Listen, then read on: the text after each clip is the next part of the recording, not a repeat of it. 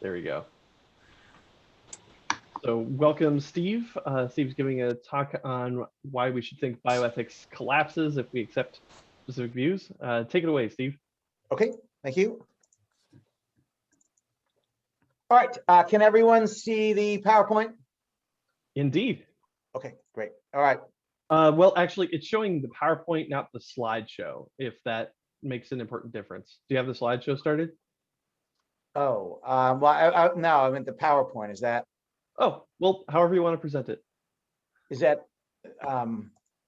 So you want to like start the slideshow presentation and then share the presentation.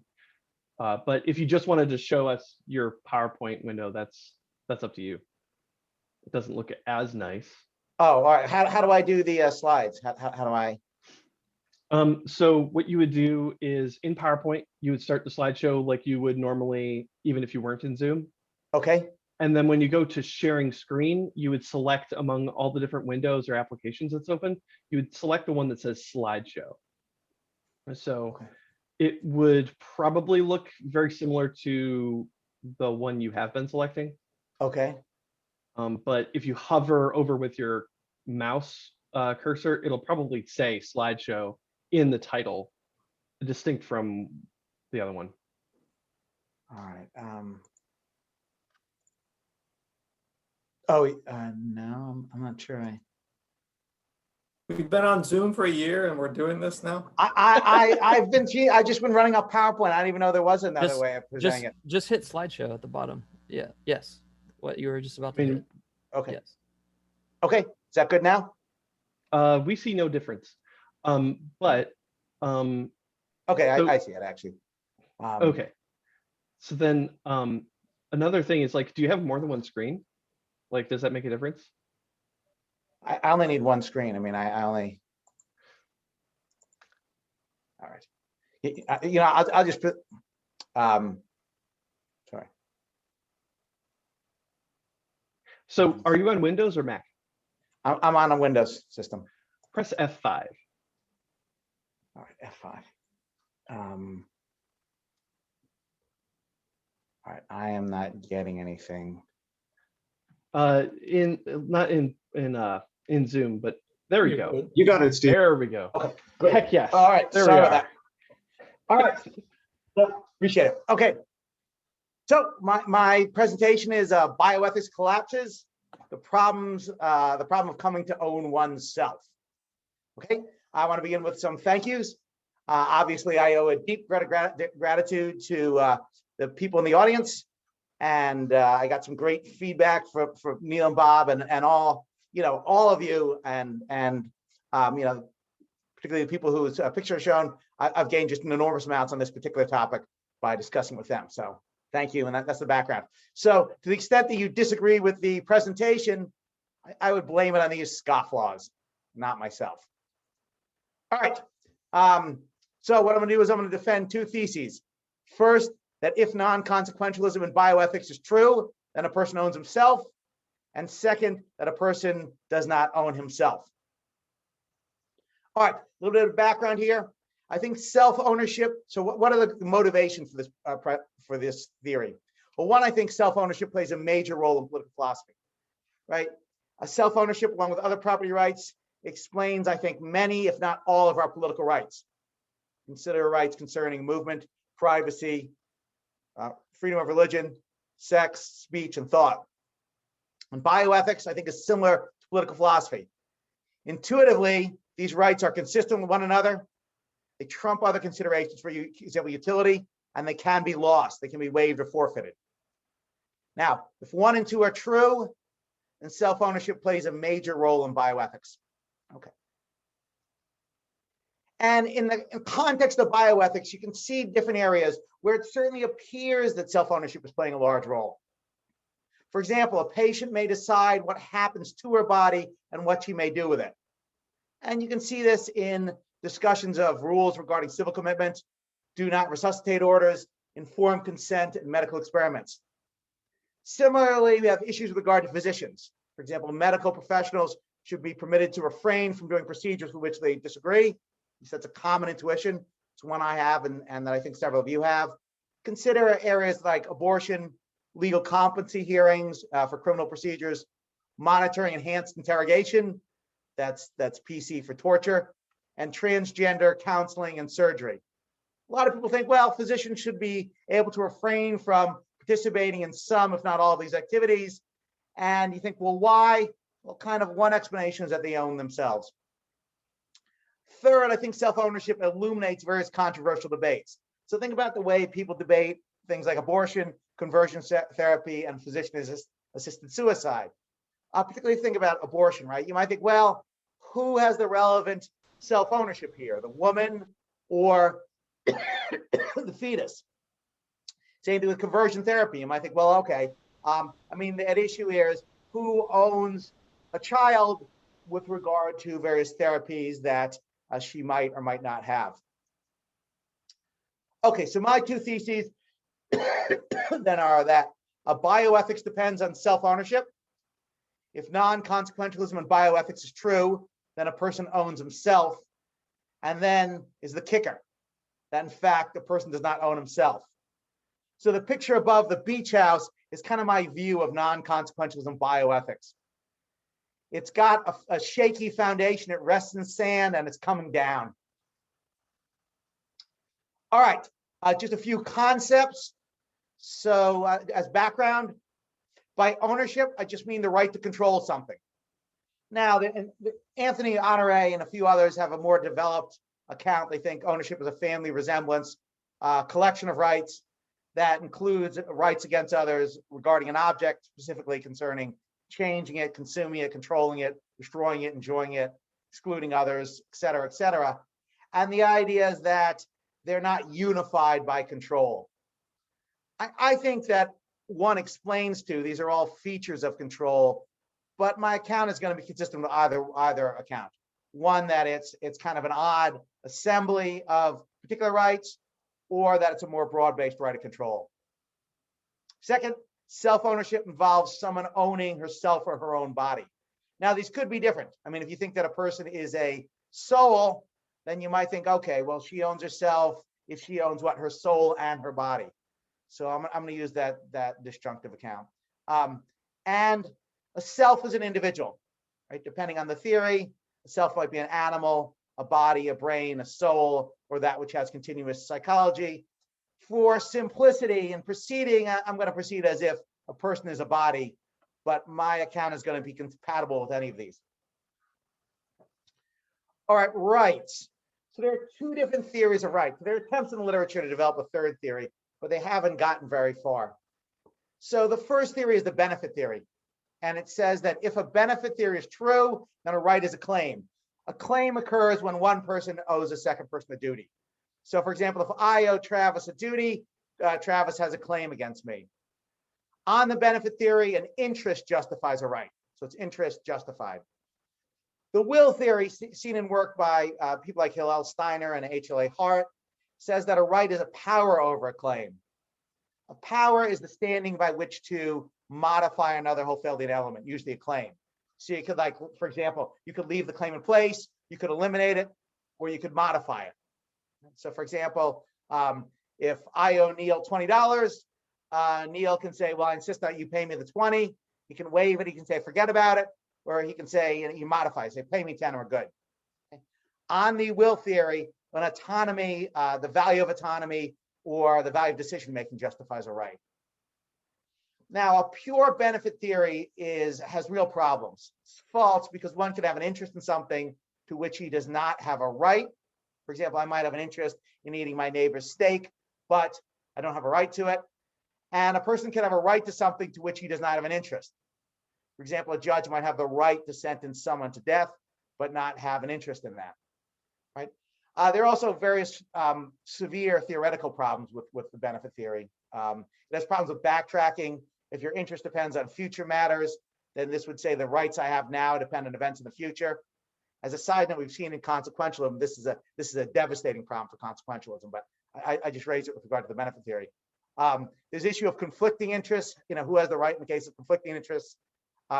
Different rights for different people, right? One person could have an interest in smoking a cigarette, the other person does not. And so they would seem to have different rights. Your interest in something can be sufficient, then insufficient, then sufficient. So a right could be intermittent. And it's hard to see how if an interest justifies your right in something, you could waive it. Now, the will theory pure will theory has its own problems. Pure will theory entails that incompetents do not have rights because they don't have any autonomy. In addition, because the theory is better suited to rest on a person's interest in autonomy, this is really a type of benefit theory. So really what the will theory is that says that a person has an interest in autonomy, but once we're into the realm of interest, why stop at just your interest in autonomy? Now, sometimes and standardly, actually, the literature looks at population-based theories of rights, that rights depend on what promotes or protects a population's interest or autonomy rather than an individual. Now, this has more problems than the individual theory. One, it's arbitrary as to what the population is. Two, if the population extends back in time, what rights we have now might depend on what is true in ancient Egypt. And you could have reverse Egyptology, which looks to the future. There can be screwball rights to destroy contraception or to engage in rape because those would promote or increase interest autonomy. And most significantly, there's a real problem with the ground of this right. For example, whether A has a right against B will depend on facts against C. And in addition, this sort of population-based theory has all the problems of rule utilitarianism, which I take it are fairly severe, right? Rule worship, you could have incompatible set of rights which are equally utility maximizing, resulting in conflicting sets of rules that are right-making. And there sort of are, because rule utilitarianism depends on a population accepting and obeying the rules, you have arbitrary assumptions about the number or percentage of a population that accepts or obeys the rules. So the background is this real problem with rights. We're going to waive this for now, but just as a background theory, know that rights have real difficulty. All right. Justice in acquisition is how you gain ownership in something that was owned and now is owned, right? And these theories come from John Locke and then later on Robert Nozick. Justice in transfer addresses how something can be justly owned by one person after it's been justly owned by another. This also includes, as a side note, justice in rectification, that's compensation. And completeness tells us that all just ownership occurs via justice in acquisition, justice in transfer. That's the only way that just ownership occurs. And by analogy, if you look at the top right, the idea is that justice in acquisition is kind of like the premise of an argument. Justice in transfer is kind of like the rule of inference. That is a valid inference. And then the completeness is kind of the conclusion, right? That all ownership occurs via just acquisition transfer, just like all true conclusions start from true premises and valid rules of inference. Okay, I'm going to make two other conceptual claims. One is that all moral rights are consistent. The claim is that all moral rights are natural rights or those derived from them. A natural right is a right that you have simply in virtue of some property, not on the basis of having done something. Okay? And the idea is that all natural rights are consistent. Whatever justifies them consistently. And all rights derived from consistent rights are themselves consistent. Hence, all moral rights are consistent. Okay? And the last concept is that right can refer to itself. For example, if I have a right, if I own 71 Chevelle, that right allows me to sell it, even though that right would eliminate itself. So a right can refer to itself. Right? Similarly, what justifies a right can justify eliminating that right. And the idea that the content of a right can refer to itself can be seen in other contexts. For example, you have a self-referential sentence that should have quotes around them, but it says this sentence has 5 words. You can have a self-referential thought. All of my thoughts are in some sense about me. And a self-referential desire. I desire that all of my desires be satisfied, including this desire. All right, so my first thesis is that if non-consequentialism in bioethics is true, then a person owns himself. And you can see the kind of concern here, right? My body, my choice, my rights. Okay, so why think that if non-consequentialism is true, then a person has a right to say, a right to what happens to his body. Well, the main argument is if non-consequential is true, then people have areas of legitimate interest, right? Think about theories like the doctrine of doing and allowing, the doctrine of double effect, the doctrine of causing and not causing, and the harm principle. These don't apply to everything. They really only apply to your area of legitimate interest. But if people have areas of legitimate interest, then they have rights, because rights constitute the perimeter of those legitimate interests, right? Kind of a schlocky example. Imagine I'm a big time fan of David Hasselhoff. You young guys don't remember that, but he was a big star in the 80s and 90s, both singing and acting. And he makes me sad by becoming an alcoholic. I don't know if you've seen the famous eating the chicken sandwich scene. And making me sad harms me. Now, non-consequentials would not say that Hasselhoff wronged me or that he committed a free-floating wrong. Free-floating wrong is a wrong act that does not wrong anyone, because I don't have a legitimate interest what David Hasselhoff does in his personal life. Right? That's true for doing and allowing as well. Right? And rights constitute the perimeter of the region of my legitimate interest. Hence, the most plausible forms of non-consequentialism, and again, I think they are the doctrines of doing and allowing, the doctrine of double effect, the doctrine of causing and not causing, and the harm principle. I think the most plausible forms of non-consequentialism depend on rights because they depend on an area of legitimate interest. Second, the doctrine of double effect, right? You can't intentionally infringe a moral norm. If the moral norm is not a right, then it gets very mysterious. In fact, Bob Kelly and I co-wrote a paper on this, and at least some of the referees just concede. They just say, yeah, if you think there's a system of rights, then obviously the doctrine of double effect is false. I'm not sure the obvious, and I'm not sure why that's such a clear victory. But in any case, the idea is that if there's a doctrine of effect, there's a relevant deontic norm, and it's pretty clear to my mind the relevant deontic norm is a right. If you try to say what else it is, it's very hard to do so. On self-defense, if non-consequential is true and self-defense is permissible, I take it that's a fairly standard intuition. And something permits you to do something which you previously couldn't do. That is, some sort of moral boundary that normally protects us disappears. Well, I think the best way to understand the disappearance of that moral boundary is that a person had a right and something happened to that right. I think the right is forfeited, but on other accounts, it's overridden or has a narrow content. But the more general claim is if self-defense is permissible, then people have moral rights. So ask yourself, if you're a non-consequentialist, if you look at the left diagram, what would you say about what's happening there? If the attacker goes after the good guy with a knife, good guy pulls out a gun, what would allow you to shoot someone when you normally didn't? Standardly, either the rights have to disappear or there are no rights and you have to have something which functions like rights. Last, non-consequentials generally make a big deal out of consent. So if non-consequentials are true, then valid consent is morally transformative. That is, valid consent by itself makes a difference. But if valid consent is morally transformative, again, it seems that something causes people's moral boundary to shift. It's hard to see what that moral boundary would be other than a right. And this makes a lot of sense because we standardly think that what consent does, at least valid consent, is that valid consent waives a right. Okay. So the idea is that in non-consequentialism, if we're going to make sense of self-defense and valid consent, we have to invoke rights. Okay. Similarly, both bioethics and political philosophy seem to depend on self-ownership, and they seem to depend on in very similar ways. So for rights in medicine, the central notion seems to be that of informed consent, right? And for health providers, self-ownership seems to justify the right of various medical professionals to refuse to provide various treatments.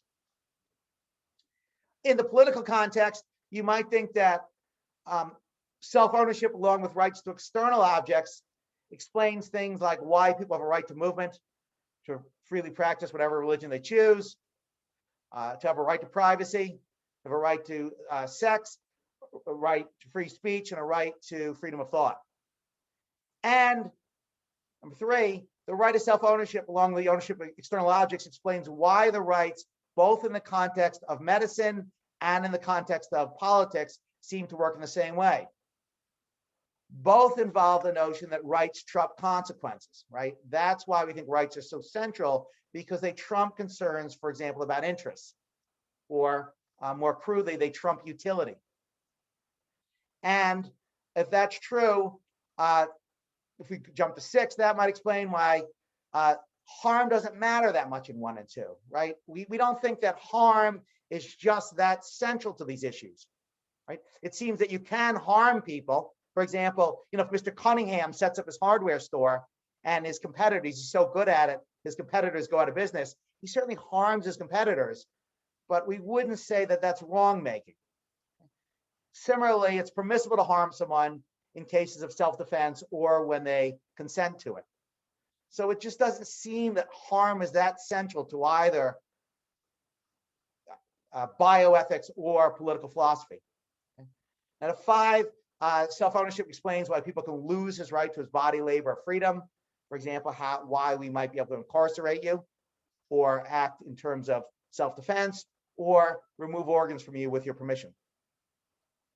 Number 7, self-ownership explains why competitor theories are false, right? So if you look at the various principles-based approach, like Beauchamp and Childress, they'll give you a number of principles, but still, it seems that these principles apply only within a person's area of legitimate interest.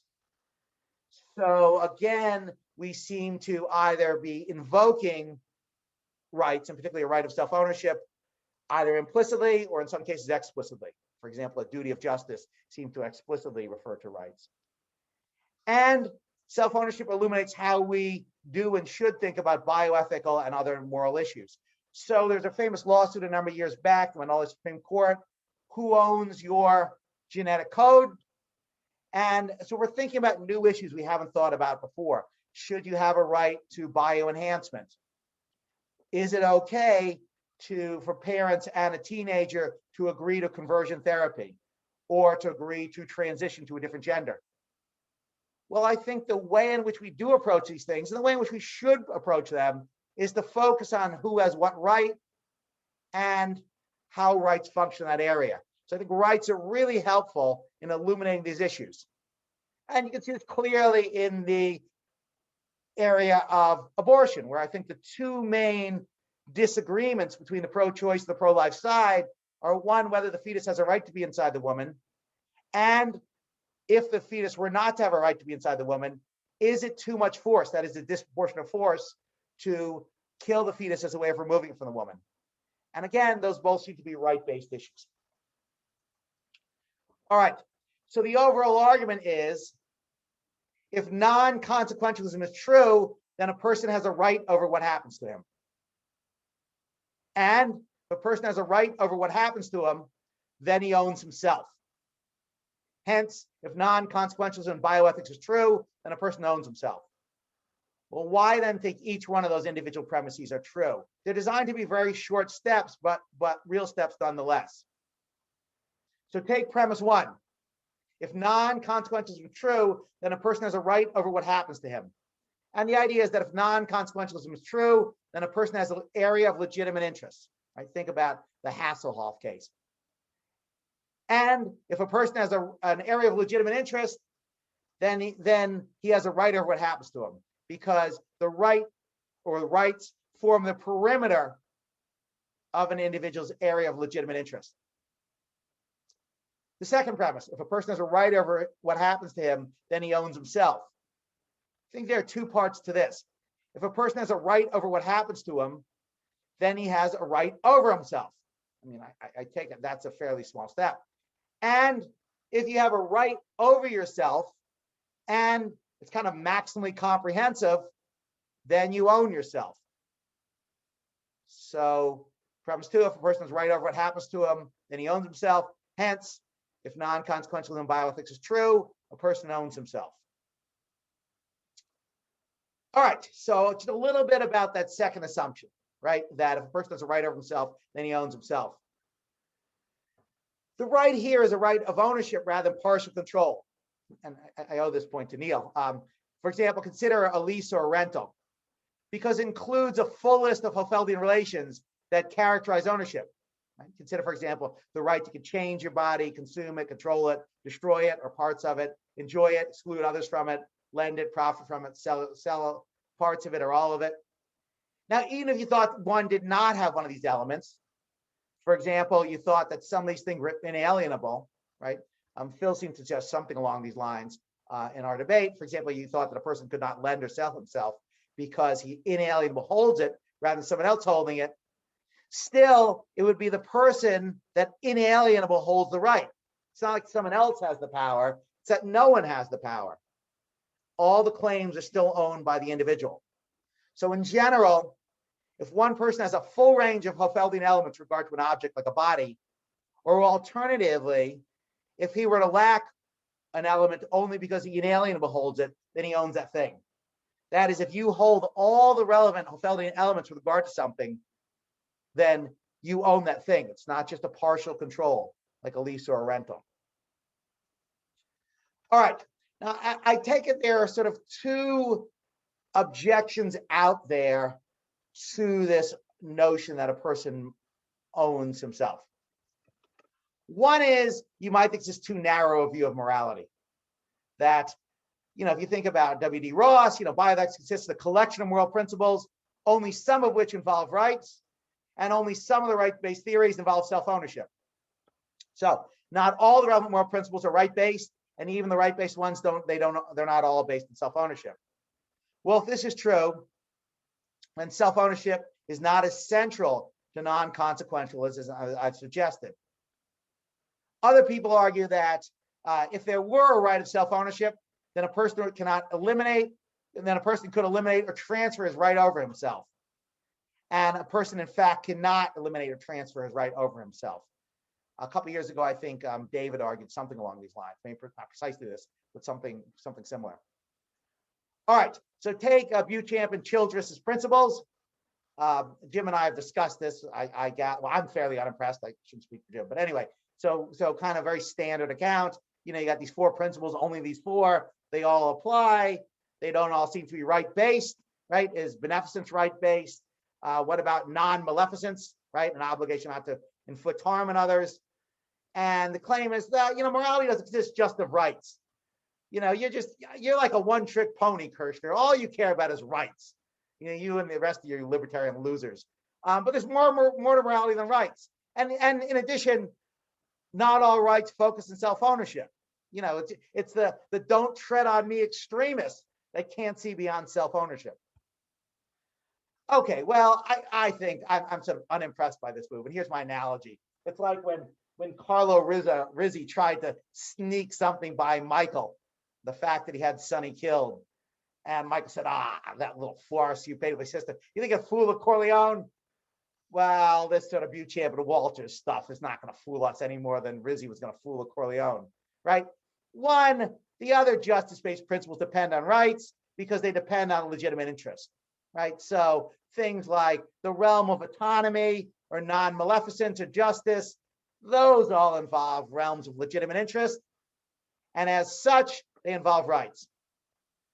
And in fact, in terms of metaphysics, it's hard to see how there's any room for anything other than rights in terms of non-consequentialism. Rights and the related Hofeldian elements, the absence of a right, that's a liberty, or a power, the absence of a liberty, which is immunity. These seem to exhaust the logical space for non-consequentialist relations. I mean, what other relations could you have? So at best, these other principles, and particularly justice-based principles, are just ways of filling out the property rights, right?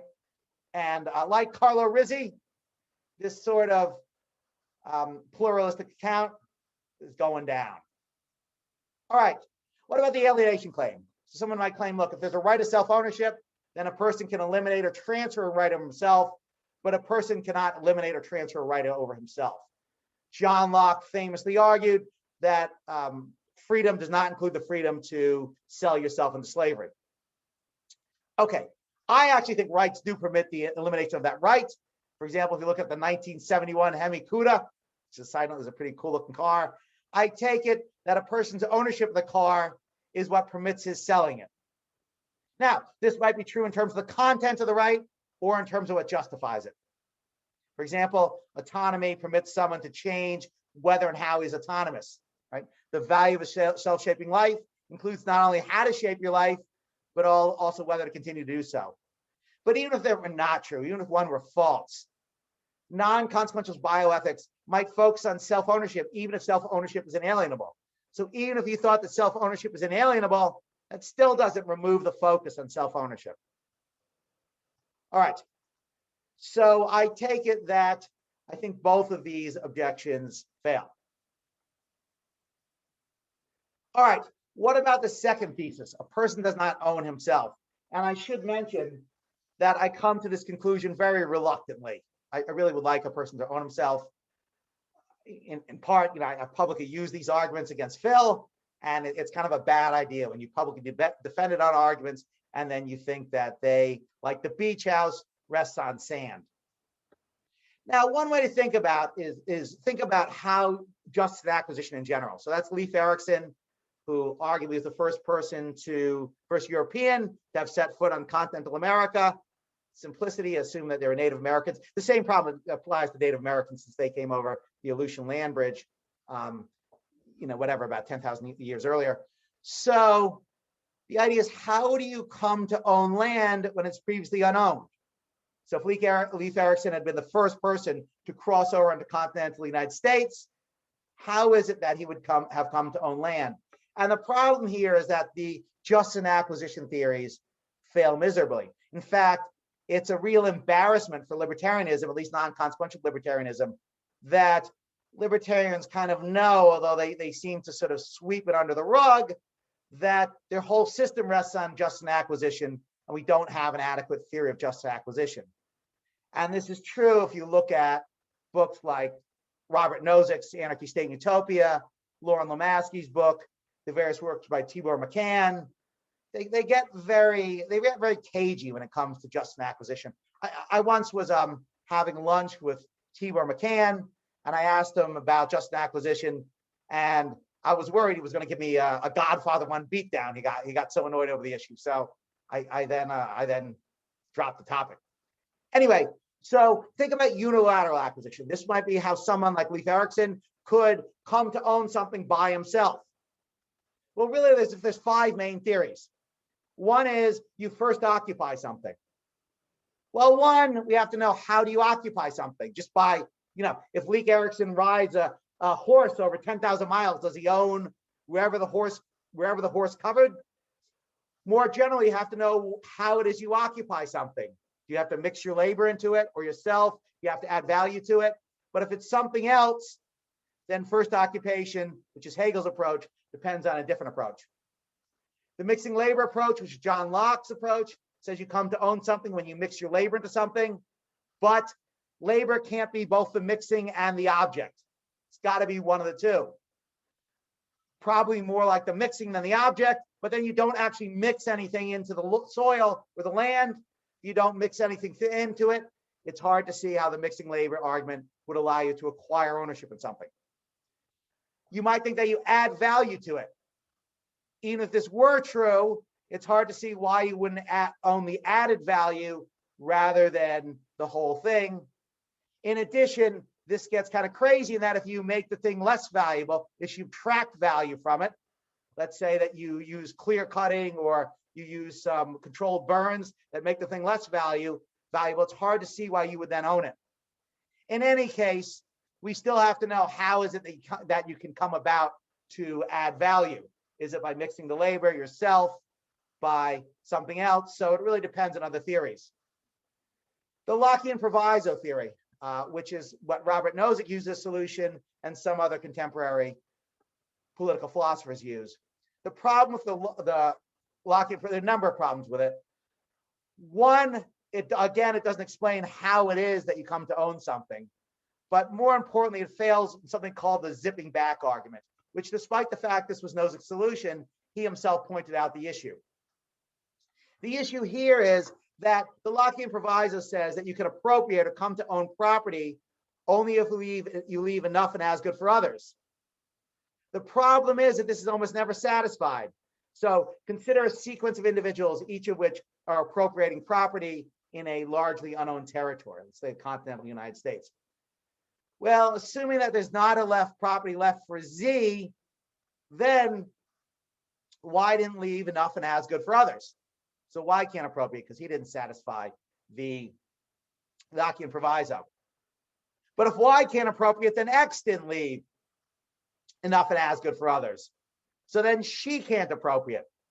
But if X can't appropriate, then W didn't leave enough and as good for others. So W can't appropriate, and it zips back to A so that A can't appropriate. Okay. And some people say, well, what about intellectual property, right? Because there you're not, you don't have to leave enough and as good for others. The problem is it's hard to see how anyone can own intellectual property. One, intellectual property is an abstract universal. It's hard to see how you can own it. But two, even if you could own it, it's hard to see how you could stop someone from using that pattern on things they can own, like their paper or their guitar. Okay, and also with the Lockean proviso, it's hard to know whether we should focus on a particular thing, this acre of property, or a general thing, private property in general. And the mixing self view, a kind of contemporary view you see in people like Samuel Wheeler. And he and others argue that a person mixes himself into an object, and that's how he can come to own something. But again, a person doesn't really mix himself into a location. And even if a person could mix himself into a location, this would assume that he owns himself, which is going to beg the question, why I think a person can own himself. Bilateral just an acquisition fares even worse, right? So just an acquisition in land rests on a promise, then non-promising people who just don't promise or are born later could sort of walk in and, eat your food, sit on your couch, eat your Cool Ranch Doritos. And the idea is because non-promising people wouldn't be bound by the promise. Okay. There's also problems with, can people withdraw from the condition? What about convention? Right, kind of common view that property rights comes from mere convention. And this might in fact be true as an empirical matter, that's where legal rights come from, but mere convention doesn't bind someone, right? Convention binds someone only if you promise to follow the convention. In any case, you could have really unjust conventions, right? You can imagine a convention that says, for example, Jews and Asians may not appropriate. I mean, that's a convention. It seems to be unjust. Okay. So, well, let's leave these aside. Let's assume that, in fact, we do have an adequate theory of just acquisition, which sadly we do not, and say, okay, well, if that were true, could a person have just an acquisition with regard to his self, or if this is distinct, his body? And I think the answer is no, right? Kind of from Peanuts, that's all you are, just a baby. You have no rights today. Remember that. You have no rights. Okay, so that's kind of the background. Now you might think maybe there's just a basic justification to own the self, that you don't have to have unilateral or bilateral acts. And the idea is that autonomy justifies rights. If you look on the left, autonomy basically depends on one's control of his body. And if 1 and 2 are true, then a person owns himself. And you can have a parallel argument involving interests if you're a benefit theorist. Still, though, a theorist still needs to explain, even if a person's control over his body promotes his autonomy, what justifies this right in a body. Like going back to Judith Jarvis Thompson's case, Judith's autonomy may depend on her fevered brow being touched by Henry Fonda's cool hand. But that does not mean that she has a right to control Henry Fonda's body. Well, if that's true for Henry Fonda's body, it's not clear why it isn't true for Judith Jarvis Thompson's body. Second, in some cases, a person's autonomy, whether we're interested in maximizing autonomy or narrative control, is furthered if a person does not own himself. So if a person is really destructive, for example, he's an addict, perhaps not in Bob's sense of an addict, but in the kind of common sense view of an addict, or if a person's about to sell himself into slavery or do something stupid or is going to be involuntarily enslaved, you might think that sometimes a person's autonomy is going to be furthered if he doesn't own himself. So there's no necessary connection between autonomy and owning yourself. There might be a contingent connection, but that's not, we need a stronger connection. You also might think that a person has both positive autonomy, that is the shaping of your life through your self-chosen principles, and negative autonomy, that is not having other people shape your life through their self-chosen principles. And you might think we have to balance these out against one another, right? Mandating that you go to school or not take drugs might increase your positive autonomy, but decrease your negative autonomy. And some things might do the opposite. Kind of famous cases with regard to the Amish, Yoder versus Wisconsin, for example, as to whether or not the state can force Amish children to go to middle school, right? You might think, oh, that's a conflict between positive and negative autonomy. And in addition, there are issues about their boundary issues. Even if autonomy directly justifies self-ownership, the boundaries of self-ownership might vary depending on whether the focus is an individual or a population. So I don't think there's any basic justification of self-ownership. In particular, let me be a little bit clearer about self-ownership. Both Bob and Neil kind of pushed me on this point, that autonomy is a metaphysical capacity.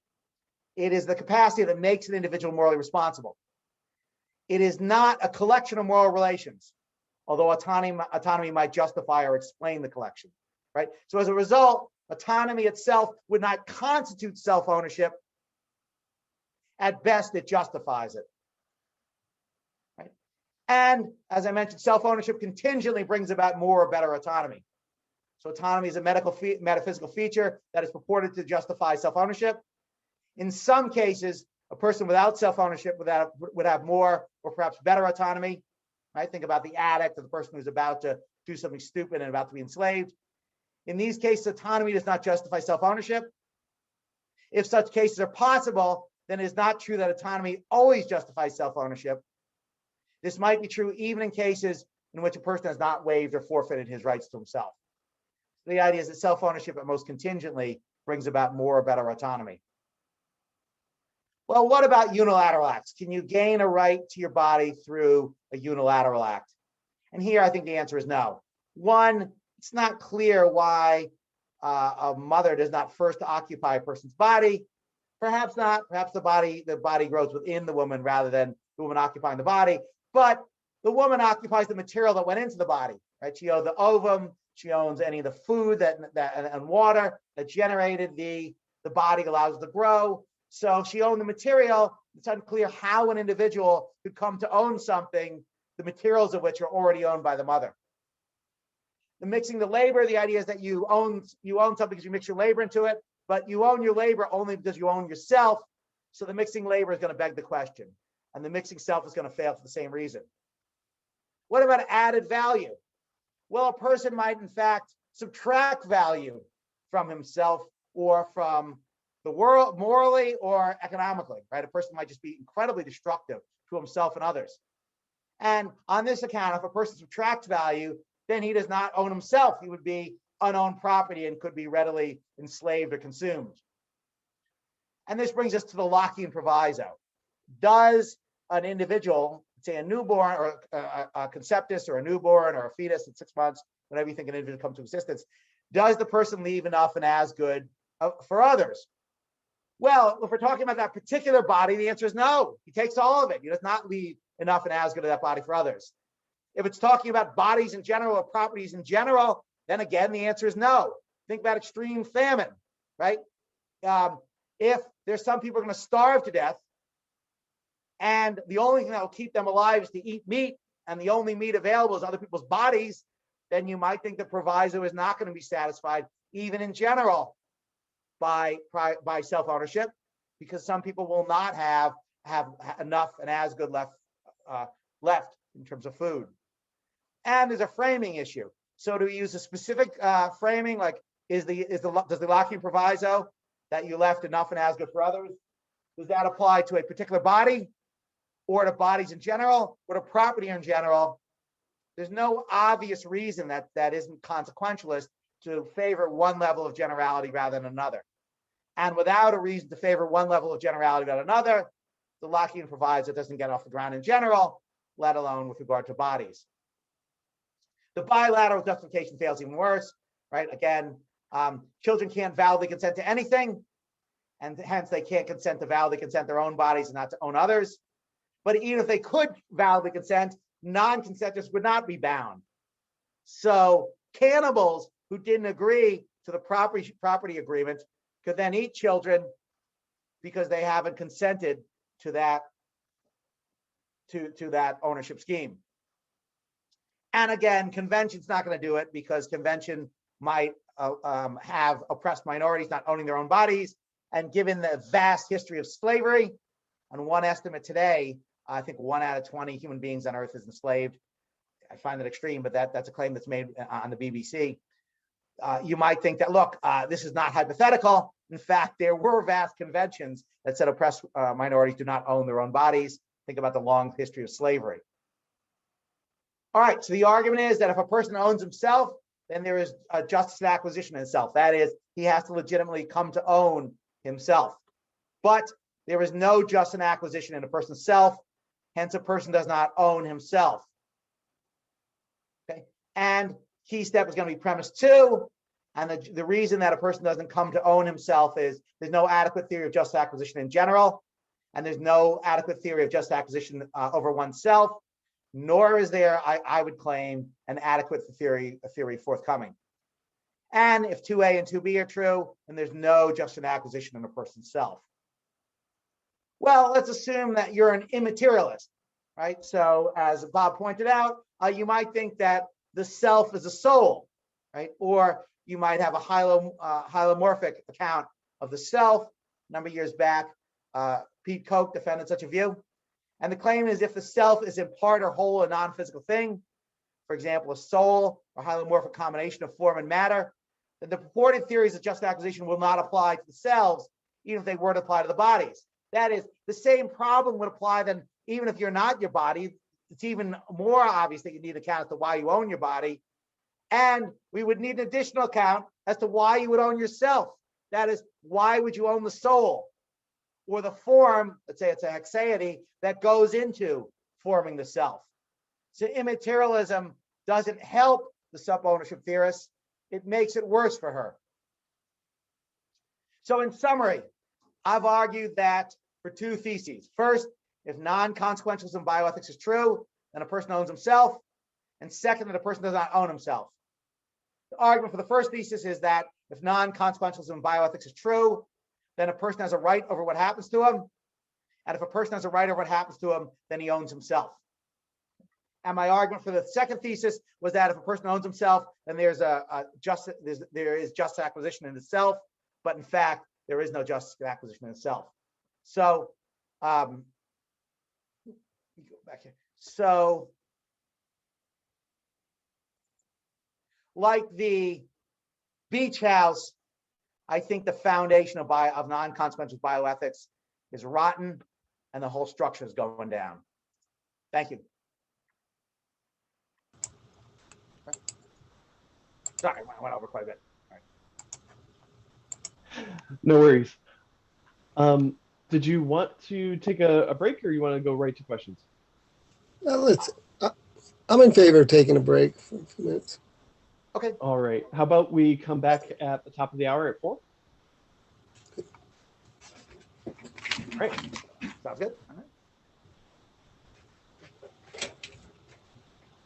All right.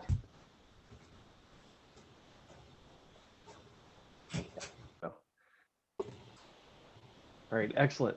So then, Steve, did you want to handle the questions yourself, or should I jot down the order in which they come? I'll just handle them myself.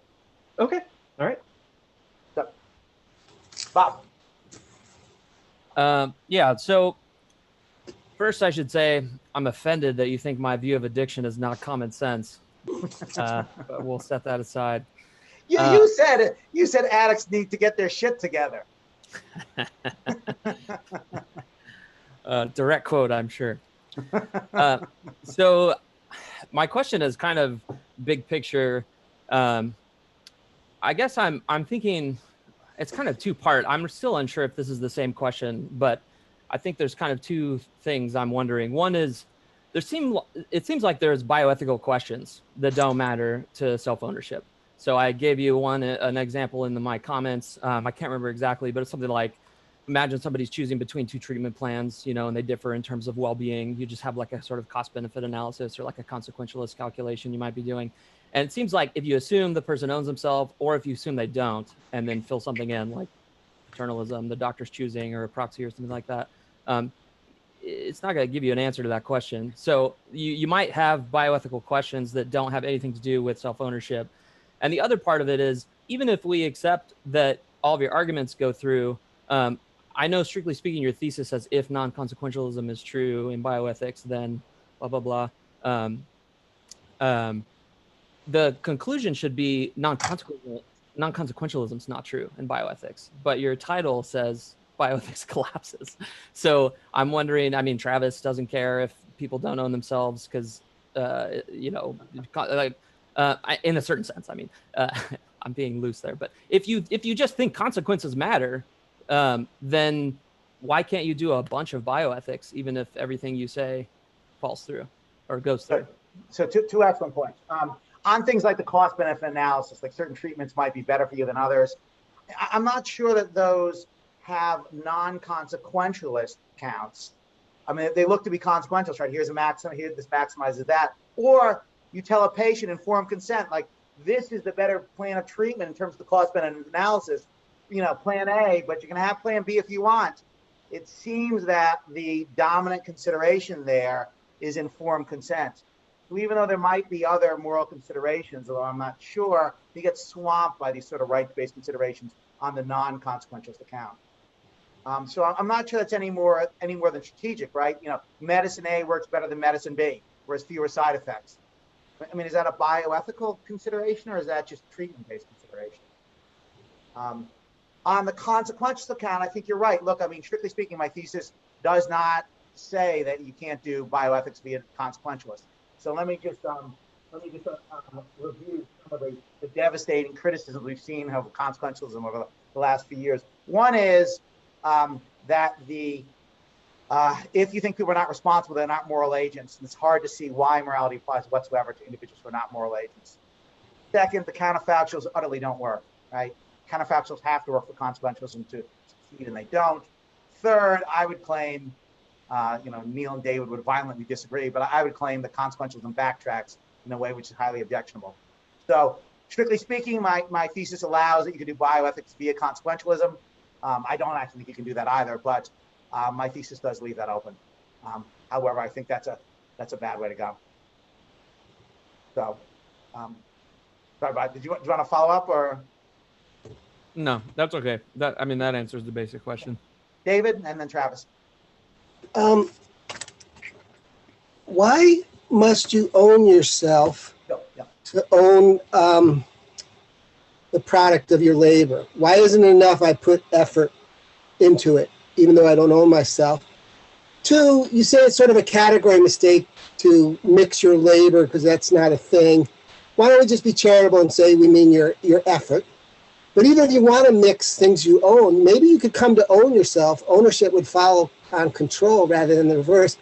If I own the food I eat, or in the future, these inorganic parts. So even if my mom owned the food that constituted me, but now I've metabolized, so I own the food that now makes my body. So ownership would follow control. I mean, I don't believe you own yourself, and I don't think the tie is to control, but let me just play a game along Lockean views. Why do I have to own myself first to own my labor? Why couldn't effort rather than be enough? And if you do want to mix objects, why not just say you can come to own yourself by owning every part first? So my claim, Jim, I got to go. Right. So my claim is that you do believe in self-ownership. You're just not being upfront about it. But leaving that aside, why do you need to own yourself to own your labor? Well, if you don't own the object, it's hard to see how you can own the labor of the object. I mean, if if Bob does not own me, then he doesn't own my labor. If I don't own Jones's mule, it's hard to see how I can own the labor of Jones's mule. That is, labor is just the movement of the object. So it's hard to see how you could own the movement of the object without owning the object. I claim actually that you couldn't do so. In terms of why isn't effort enough, Well, effort is not something that sort of grants you ownership. I mean, we need some sort of bridge principle, right? The mere fact that you labor on something, if I labor on Jones's house, I don't own the house or parts thereof. Why? Because they're already owned. That is, labor is not sufficient. Even if I labor on something which is unowned, we still make, why would labor be the thing? I mean, what about labor as opposed to occupying it or as opposed to improving it, right? If I labor on it, but I'm the worst farmer ever, and I do nothing, that I accomplish nothing, we still need an argument as to why I would come to own that thing.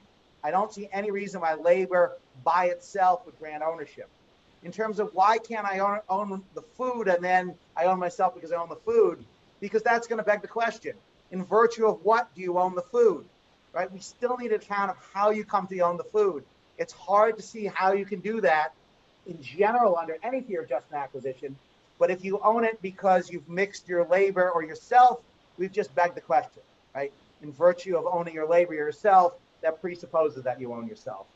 I think the idea is you put this effort in, and we're talking about unowned things, so it's not effort on your house. I put the effort in. I think that's sort of the idea behind the lock-in thing, and I control my effort. I don't own it. I don't see the link between ownership and control anyway. I mean, I controlled my little kids when they were young, but I didn't own them. I couldn't sell them. And if anything's true of ownership, you have to be able to sell it. There can't be, I think, an inalienable right to sell property. I mean, to own property, because that's just a conceptual truth about property. But maybe that's just a little off track here. Well, let me handle the effort thing. I failed to see the fact why it is that you labor on something that you can't, I mean, in virtue of what? Merely because, what? You haven't mixed yourself into it. I mean, I might have wasted my labor. I put effort and I transformed it for better or worse. Okay, well, one, transformation is different than effort.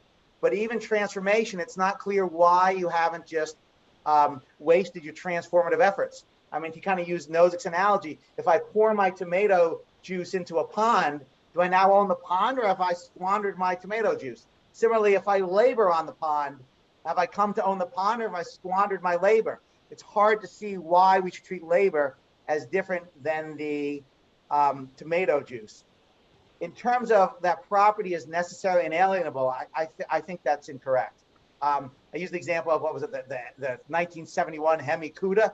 Look, if I own that bad boy, I can sell it, and I can sell it in virtue of the fact of my owning it.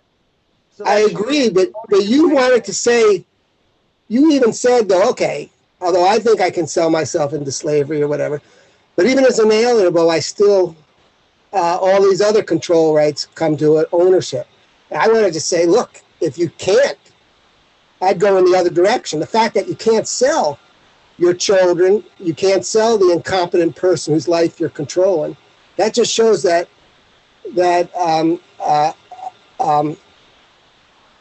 control doesn't require ownership or give you ownership. But again, I think I presented an example where ownership does involve complete alienation, and that's the case involving the 71 Hemi Cuda. If that's true for that, then it shows that there's nothing about ownership that doesn't allow that very right to alienate itself. Now, you might say maybe there's some particular about people.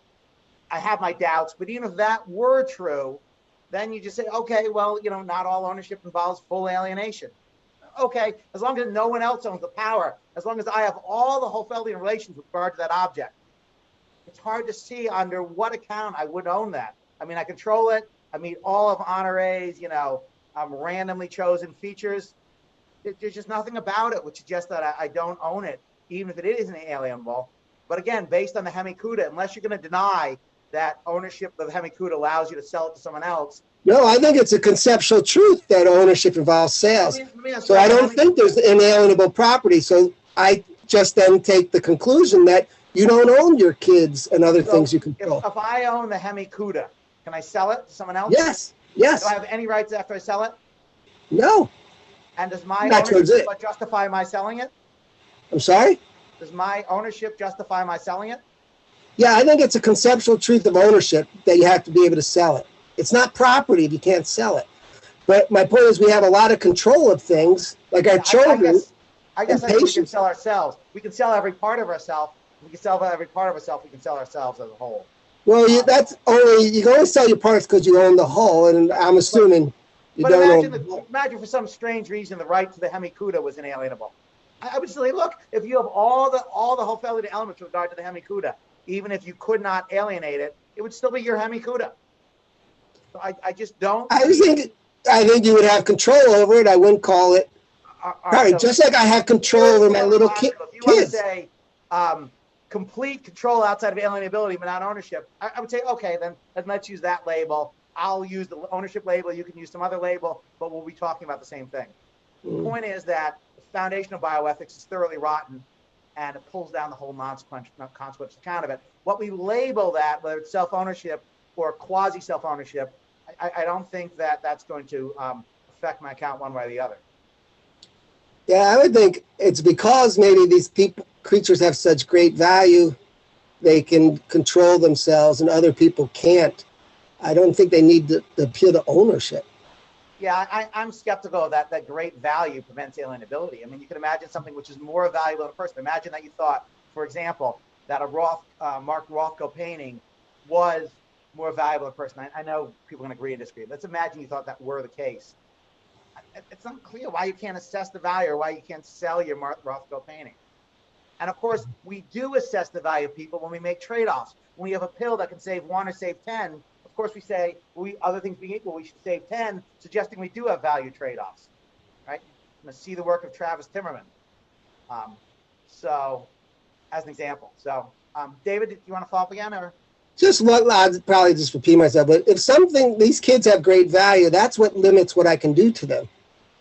I also think I have duties to respect myself, but that doesn't seem to be because I have a right, I own myself, or I have a right to self-respect. It's because I have this great value. I have to respect it in myself. The problem with these things like dignity and value and ends is that they cash them out in terms of right. What is it to treat someone as an end? What is it to recognize someone's dignity?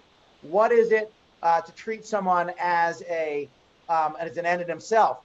When you say, well, the test for that, and not just the epistemic test, but the metaphysical test is, are you fulfilling that person's rights? If you don't do that, my claim is that we very quickly get into poetry.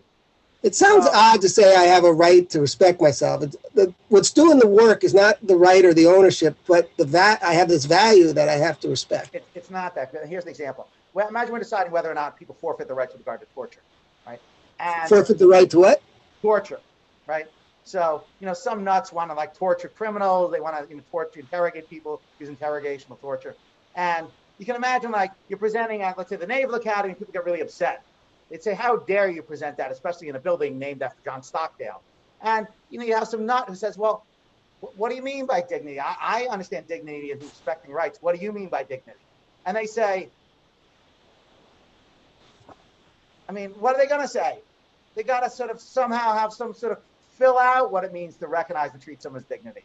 If they don't use rights, it's hard to know what they're going to use. Unless they mean give the person full value in the consequentialist calculation, which is not what a non-consequentialist means. But my point is just, then I'll shut up. There's certain things you can't do to kids. They have no control over themselves. And what's doing the work is not their self-ownership or my ownership or their rights. It's just they have this great value. You have to be treated in a certain way in accordance to it. And I don't think we need property rights to do that. There's lots of things you can do to kids. For example, if child soldiers in the Congo, you can use enormous amounts of violence to shut them down and back them up. So, again, like any sort of adult person, there's an issue as to where exactly the child gets a right in herself. But once you recognize it's the same right that Jim or Bob has, the reasoning's pretty similar. All right, I let someone else go. Travis, Phil, and then Jim, and I don't know who else. All right, thanks for the talk, Steve. Good to see everyone. So just a quick follow-up on Bob's point. People in the bioethics literature will make these sorts of appeals that you mentioned, things like consent and patient choice and stuff. But present company excluded, bioethicists aren't always the most well-versed in theory. So I wouldn't necessarily take that as a strong indication that they're non-consequentialist as opposed to some kind of weird Rossian pluralist or aren't willing to give some kind of consequentialist justification for these things. And the consequentialist justification for these things seems fairly straightforward. People have a better sense of what they want than others. So if we want to try to maximize well-being, we should try to figure out what their preferences are and then act in accordance with their preferences. I mean, maybe they wouldn't accept that, but it's really far from clear to me whether that's true. And to figure out what bioethicists actually think about these theoretical commitments, we'd have to sort of probe them. And my impression is that a lot of them, there's not much beyond that initial sort of assertion that they make. So it could go either way. But the other thing, the broader question that I had is, I was just wondering if you could tell me what you mean exactly by non-consequentialism. Is it any theory that says you don't have to maximize net intrinsic value? Is it going to allow for satisficing consequentialism as counting as a type of consequentialism? Or maybe you could fill that out a little bit for me. Sure. So your first claim is that, and by the way, I kind of agree with everything you're saying. Feel a little bad saying this on tape, but yeah. So your objection is that, look, the bioethicists, no matter what they say, they are in fact, closet consequentialists. They might be. They might be. All right. Well, look. We've had plenty of blog discussions, and the bioethicists are pretty clear in their reasoning that they're not consequentialist. I mean, they sort of weigh these principles against consequentialism, particularly in some of the rationing issues. So at least they see themselves as non-consequential. Certainly, Beauchamp and Childress see themselves as non-consequential. So in terms of what they say about themselves are non-consequentialists. But look, I mean, if they want to say, well, really, we're consequentialists at the end of the day, okay, well, then they survive my objection here, but only by going full consequentialist, right? I mean, I think a non-consequentialist can incorporate consequentialist elements. It's just consequentialism is the pure position. It just says that the right always maximizes the good, and by the good I mean the intrinsic good. But but you can incorporate satisficing as well, right? Because plenty of these things don't involve satisficing. Some of these valid consent issues. For example, should a Jehovah's Witness be able to refuse blood transfusion, even though it means he's going to die when he easily could have been kept alive, and he obviously would have enjoyed being alive, his family would have enjoyed it. I mean, that's not going to satisfy the good. But on kind of standard informed consent theory, he's free to say no, right? And same thing with like education, right? If the Amish, should they be forced to go to middle school? If you thought the answer is no, I mean that they sort of own their own people or bodies or community, and you think, look, clearly this would make everyone's life go better, including their own, if they went to middle school, so they could at least learn to read and do basic math. Still, you might think those are cases where at least the sort of people that I'm interested in would say no. At least it's an open issue whether or not they should be able to refuse the blood transfusion or refuse to go to middle school, even though let's fully concede that on everyone's interest, right? It's a Pareto superior move, that everyone's interest is at least one person's life goes better and no one's life goes worse if we do this. So yeah, I think, okay, look, if they want to retreat and say, look, we're going to be a consequentialist or satisficers as a way of escaping your objection, I'd say, all right, then we're on the same page. And that's what I meant by consequentialists. So, and in terms of what you and I work on, I mean, we have real problem with non-consequentialists. I mean, even if the bioethicists are not clean non-consequentialists, there are various people that you and I, drink with and do philosophy with at Rome, and here a lot of them are non-consequentialists. So, and they're caught up in this line of reasoning. So I think you're right. Even if the leading bioethicists escape this by being closet consequentialists, still it's not going to be true for everyone on the Zoom call, and it's not going to be true for people who do moral theory who are not bioethicists. Yeah, can I follow up briefly? Sure, please. No, absolutely. Yeah, so that largely sounds right to me, but so I have no doubt that people who are bioethicists often say that they are not consequentialists and they'll self-identify as some other normative ethical theory.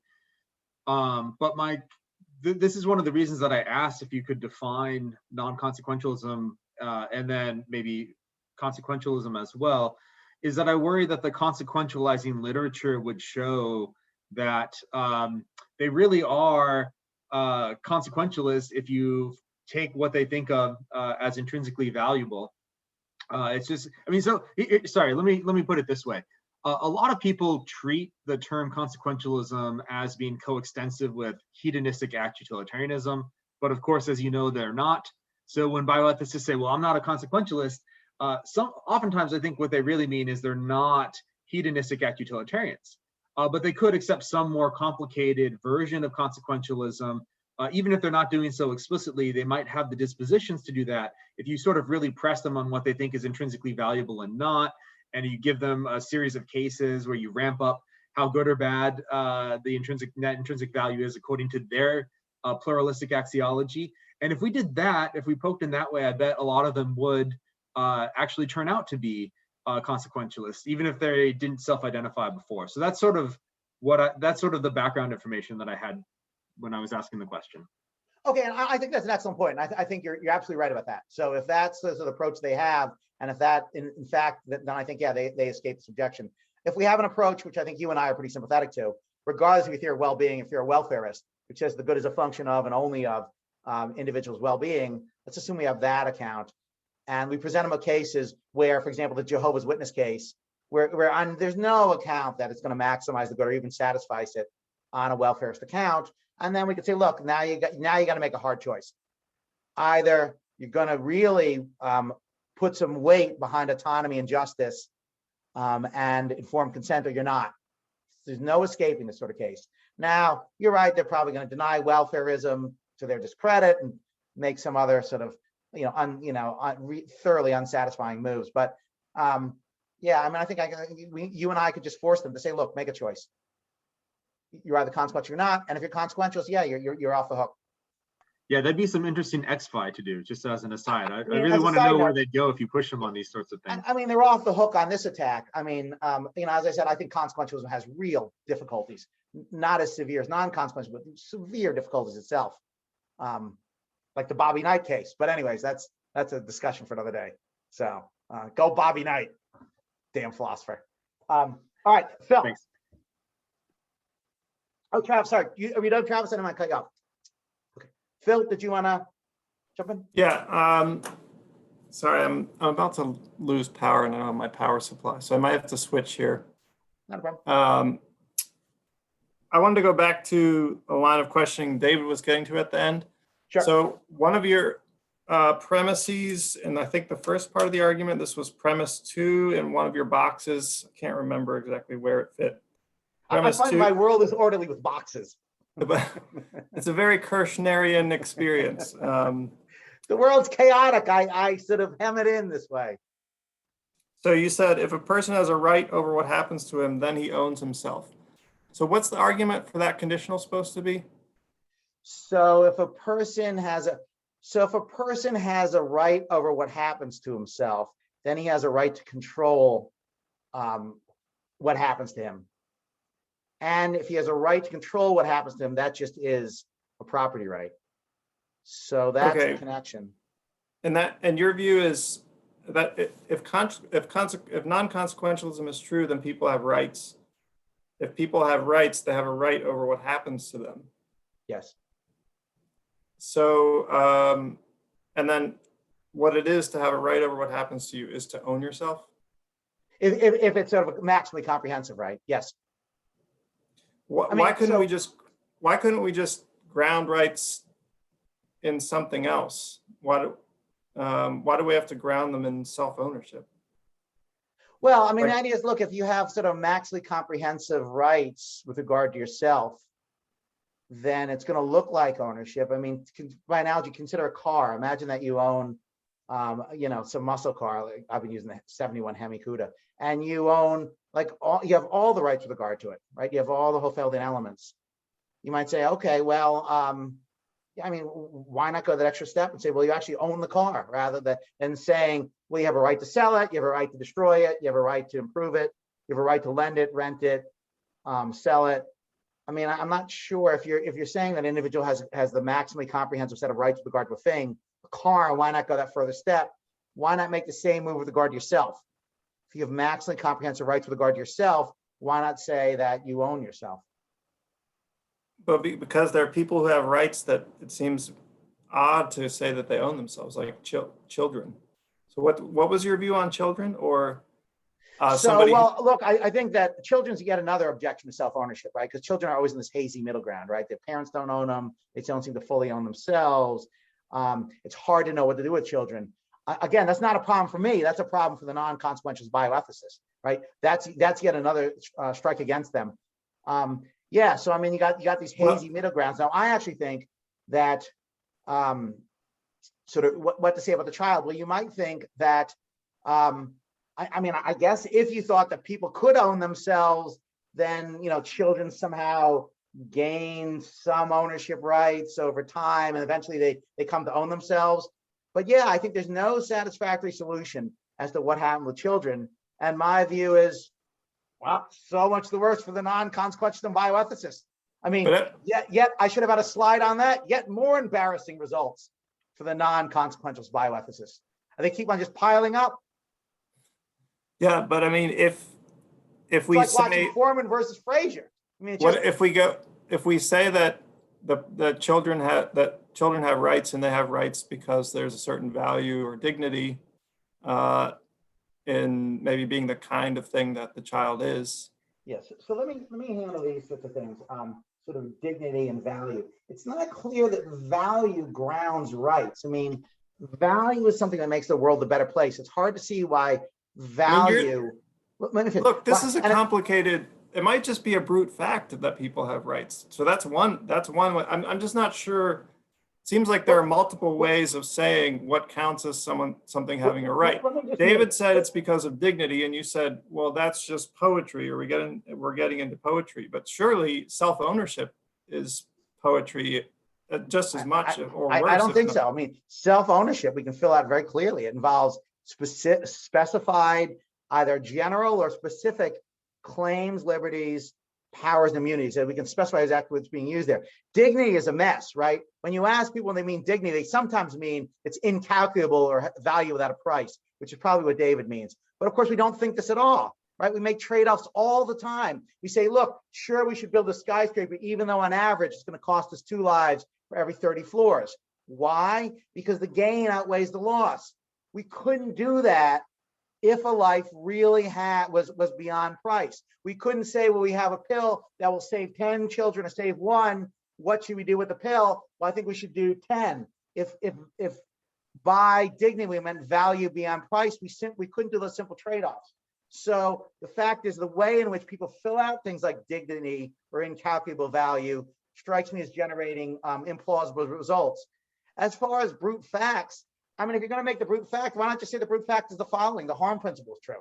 It's just a brute fact that's true. I mean, the question is, once you introduce brute facts, there's really no stopping point.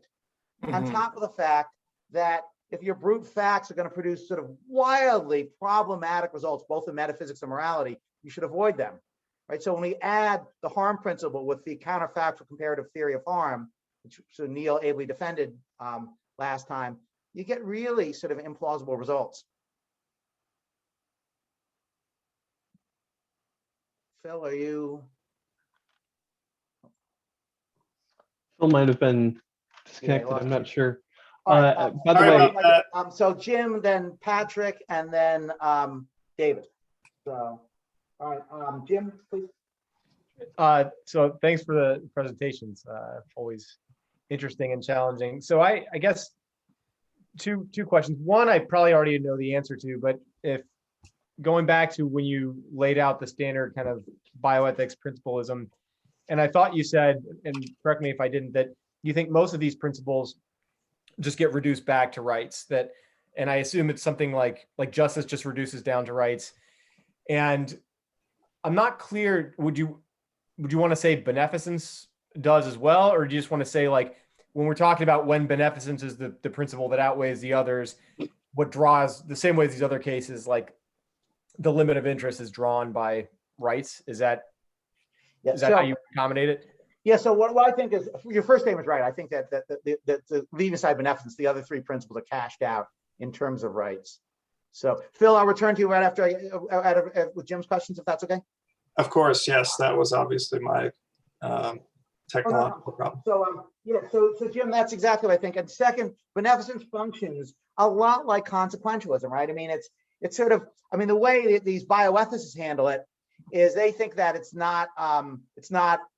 sort of a loose duty, right? You don't have to maximize the good, but you have to benefit some or another. So it's not a maximization principle. So it's hard to know how they're viewing beneficence because they themselves don't view it in consequential terms.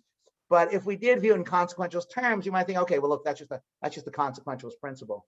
But in general, we don't even think beneficence is true, right? Because, and you and I have worked on this, we could have either a person affecting morality or person, impersonal morality. Now, you and I don't like person affecting morality in part because it's intransitive among us. Still kind of like it. All right, well, I don't like it as much as I did before you argued with me. It's unlikable in part because it's intransitive, which I find. That doesn't bother me as much as it bothers you. But that's the discussion. All right, fair enough. It bothers me a lot. I know. Anyway, there are other problems as well, right? It produces horrendous. You prefer a hell world in which there's like 10 billion people, all of which are suffering horribly because there's only one person who exists in the hell world and the heaven world, and the one person doing slightly better in the hell world. Yeah, but there's nobody. Yeah, that's the only person. And we can sort of pile up. Yeah, we can pile up anyway. The point is that if it's impersonal morality, then you get crazy results on beneficence, right? Then, every female attorney has a duty to have 10 children rather than 2, right? And they act horribly wrong if they don't, but we don't think that. So yeah, I think beneficence is sort of a wildly implausible principle, but I don't think that in general, like bioethicists would say. So I guess my question was like, if you want to say that beneficence is just in these other, like your Hasselhoff case, that what sets it harms me when I see him eating the cheeseburger and things, and so but even that harm isn't something it's not a legitimate interest, and so. But if you're saying that like beneficence sets those limits about when physicians can act for the patient's own good or something, I mean, aren't there cases, right, where we would override patient autonomy, like in an extreme case, just to benefit them? And then, so bioethicists might say, look, in that case, I mean, so beneficence isn't just like reined in by rights, like it's overriding rights. So a couple of things we could say here. One, let's say I could say that, we could not say that. On the view that we could not say it, I mean, normally the way these bioethicists look at it is that informed consent trumps everything else. So in the case of the Jehovah's Witness, we can't strap him down and give him a blood transfusion no matter what he thinks, even though he's being blatantly irrational and clearly he and his family would benefit if we were to give him a blood transfusion.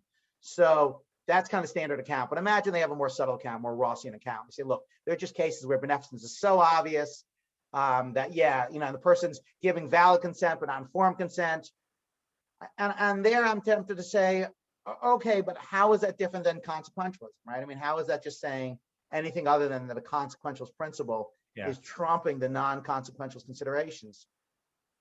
Okay, I mean, I guess you could say that it's kind of it's hard to know what to do with that theory, but yeah, I mean, if you want to do that, then sure, I guess that would be a type of non-consequentialism in which one of the principles would not reduce to rights, because the other parts would. If 3 out of 4 principles reduce to rights and the 4th doesn't, they're still on the hook.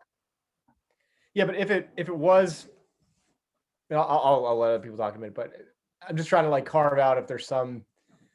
So yeah, you need something. The other thing I think could happen too is a lot of time bioethicists will say that they don't even want to get into the business of that, because in these cases we're not doing what the patient wants. The easy move is to say, well, this isn't autonomous. The patient's not competent, because anybody that's competent wouldn't be saying such a thing. And so we're not actually overriding autonomy at all.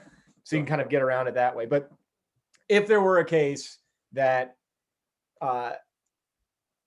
it was legitimate autonomous like request and you were overriding it because of beneficence was like so strong, and we hashed out that idea of beneficence in non-consequentialist terms, then at least one of those principles wouldn't reduce to rights. Yeah, I think that's right. I still think the following is true, though. If you have a theory with 4 principles, and they apply to every case, which is how the Beauchamp and Childress think, and 3 of the principles fall prey to self-ownership, then your system falls prey to self-ownership. So you are right. One of their principles would escape my objection, but their system as a whole would not. So, I mean, I think you do a good job of kind of suggesting the way in which they might respond, but I don't think that's going to save their approach. Well, I'm going to spend the next 6 months thinking of a non-consequential way to understand beneficence, and then a great case where it overrides rights. But I'll concede that this brings benefits that don't fall prey to self-ownership. But as long as you think that every principle applies in every case, which is what they think, Yeah. the system as a whole is gonna not escape it. So, okay. Thanks. Thanks, Jim. As always, Phil and then Pat. Phil, did you want to follow up? Sorry. That's okay. I guess just to summarize my point, and then you can say your final thing, it was just that your argument there was really quick. If people have rights, the only way to explain them is self-ownership. And I guess that's where I'd want to try to resist that point. So what I would say to both you and David, because you guys are like, look, you can't own yourself, David, for conceptual reasons. You think, well, maybe it's not the complete package that, someone like Connery has.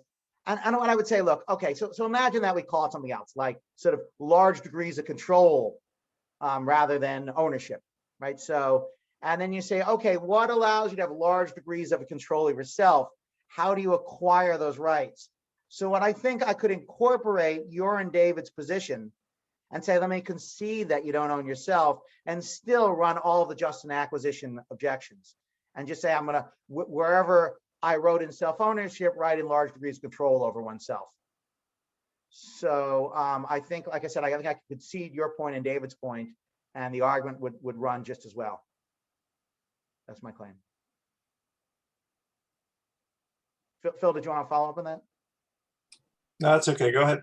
You can go on to Pat. Okay, Pat? Thanks, Steve. You're always Thanks, Pat. challenging, and it's fun to go through these exercises. But a couple questions going back, I think, to Bob's original question and Travis, and along that line, I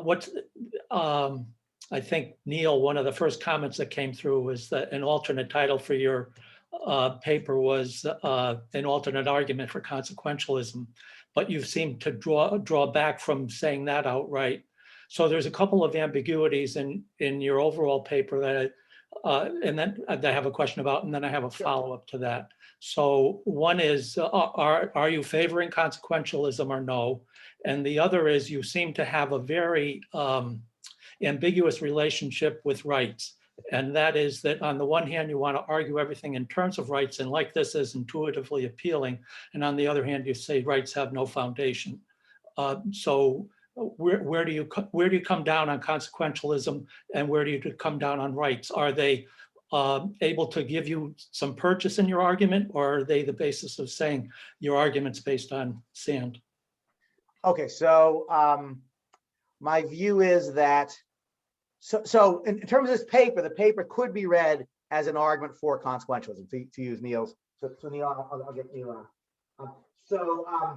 But I actually think the consequentialism has devastating objections, right? I mean, I mentioned those. One is that I don't think we're moral agents. Two is there are problems with counterfactuals, I think severe problems. And three, I think it's backtracking. We don't want to redo the backtracking debate, but yeah, there's real disagreement as to whether that's a problem with consequentialism. So in short, no, I think these, I'm moving towards anti-realism. In terms of rights, no, I think rights are ungrounded. I think rights talk is just flat out mistaken. And the way you can see that is both the interest and will theory sort of clash violently or intuitions. And even if they didn't clash violently with intuitions, they seem to very much invoke self-ownership or something like that, sort of near self-ownership, however David and Phil would want to describe it. And then you have real problems with just and acquisition. So no, I think rights are a no-go. And I hate to see that because, I went into philosophy meaning to defend rights. And I originally wanted to be an ACLU lawyer, and I strongly believe people had moral rights, and that was the purpose of the law and the Constitution, is to defend people's moral rights. So I come out reluctantly, but no, I don't think we'll have rights, because it's flat out mistaken. So, yeah.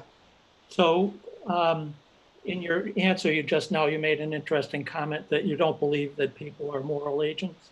Did I hear you correctly? I do not. Right. So just going back then to what David and Phil were talking about, I think one of the first sentence of your paper is that the various features of bioethics center around a person's right to decide what happens to her body. And I'm struggling to read this because I'm mixing up screens, but and what she may do with it. So one approach to bioethics would be, instead of having rights in that sentence or right, to change that word to ability, that the various features of bioethics center around a person's right to decide what happens to her body and what she may do with it. And we might say that that ethics centers around a person's ability to choose what to do between X and Y. And that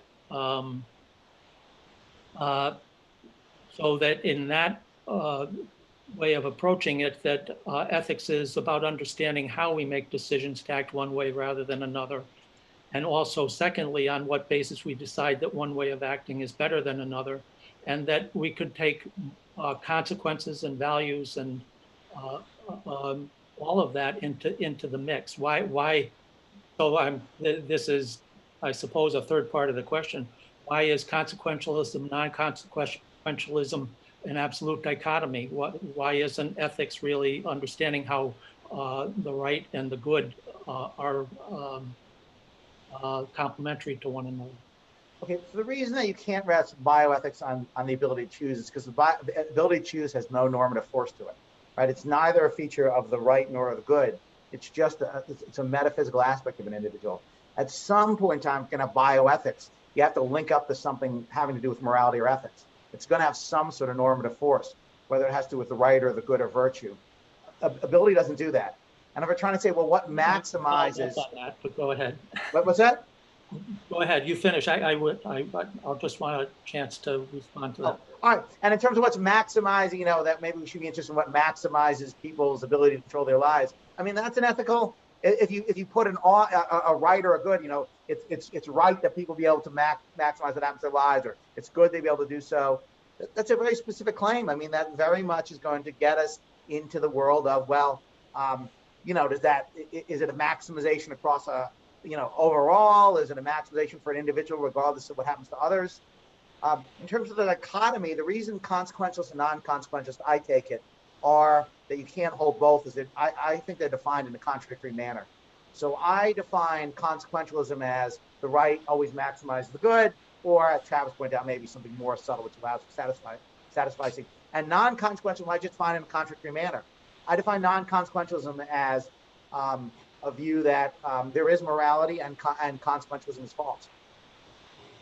So in that way, you couldn't be both because they're defined in a contradictory manner. Right. You're doing that in terms of definition. I'm coming at it more empirically as far as how do people actually decide and whether we actually do are our actions predetermined. Are you saying then that we're not moral agents in that way, or are you saying that we can consider options and choose between options? Well, I don't know whether actions are determined. I don't know enough about quantum physics, but I do think, look, how people actually make decisions and act, I take it that's not going to be an ethical issue. That's an issue for psychology. What sort of considerations do people actually look at?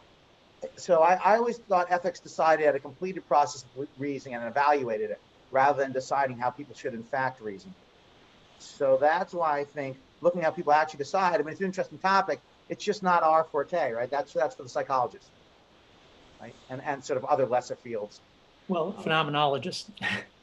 Fair enough. But I just think, look, that's an interesting issue. It's just not what we do for a living. Some of us. Well, I would claim all of us, but yeah. Even physicians, right? Because I think physicians would decide what's a completed process of reasoning, what's correct or incorrect decisions health-wise. They would not decide, how is it that people reason? That's not, we need psychologists to decide that. The factors that people focus on are not always the ones we think they do. To take Dan Ariely's argument on the, consistent irrationality. People don't reason the way we think they're going to reason. Is that a philosophical statement or a psychological statement? That's a psychological statement. That's what we've discovered from psychology, I claim. Right. And it's quite, I claim, it's quite robust evidence. Argument. So what's that? There could be a connection between psychology and philosophy, or no? I take psychology addresses. I think it addresses a different issue. I think it addresses how do we reason, and philosophy addresses how should we reason. But you use the findings from psychology to justify a philosophical position. Oh yeah. I'm just saying that. Look, we can't. That was just a claim about what our job is. Like the people on the Zoom call, our job is not our job is not to decide how people. I mean, we can read the same books everyone else does, but that's not in our wheelhouse. How Okay, people actually reason. Neil and then David. Hey, thanks, I Steve. think I have David had his hand up first, Oh, just Well, FYI. let's go with the people who haven't talked yet. Yeah, First. I didn't think David would be I'm sorry. offended. That's why I picked Neil and then David. I figured David would be okay with that, right? Sorry. Yeah. David, you're okay with that? I just figured Neil had. Yeah, I was going to say, let Neil and whoever else hasn't talked before you come back to me. I just have a question on like a really small passage, Steve.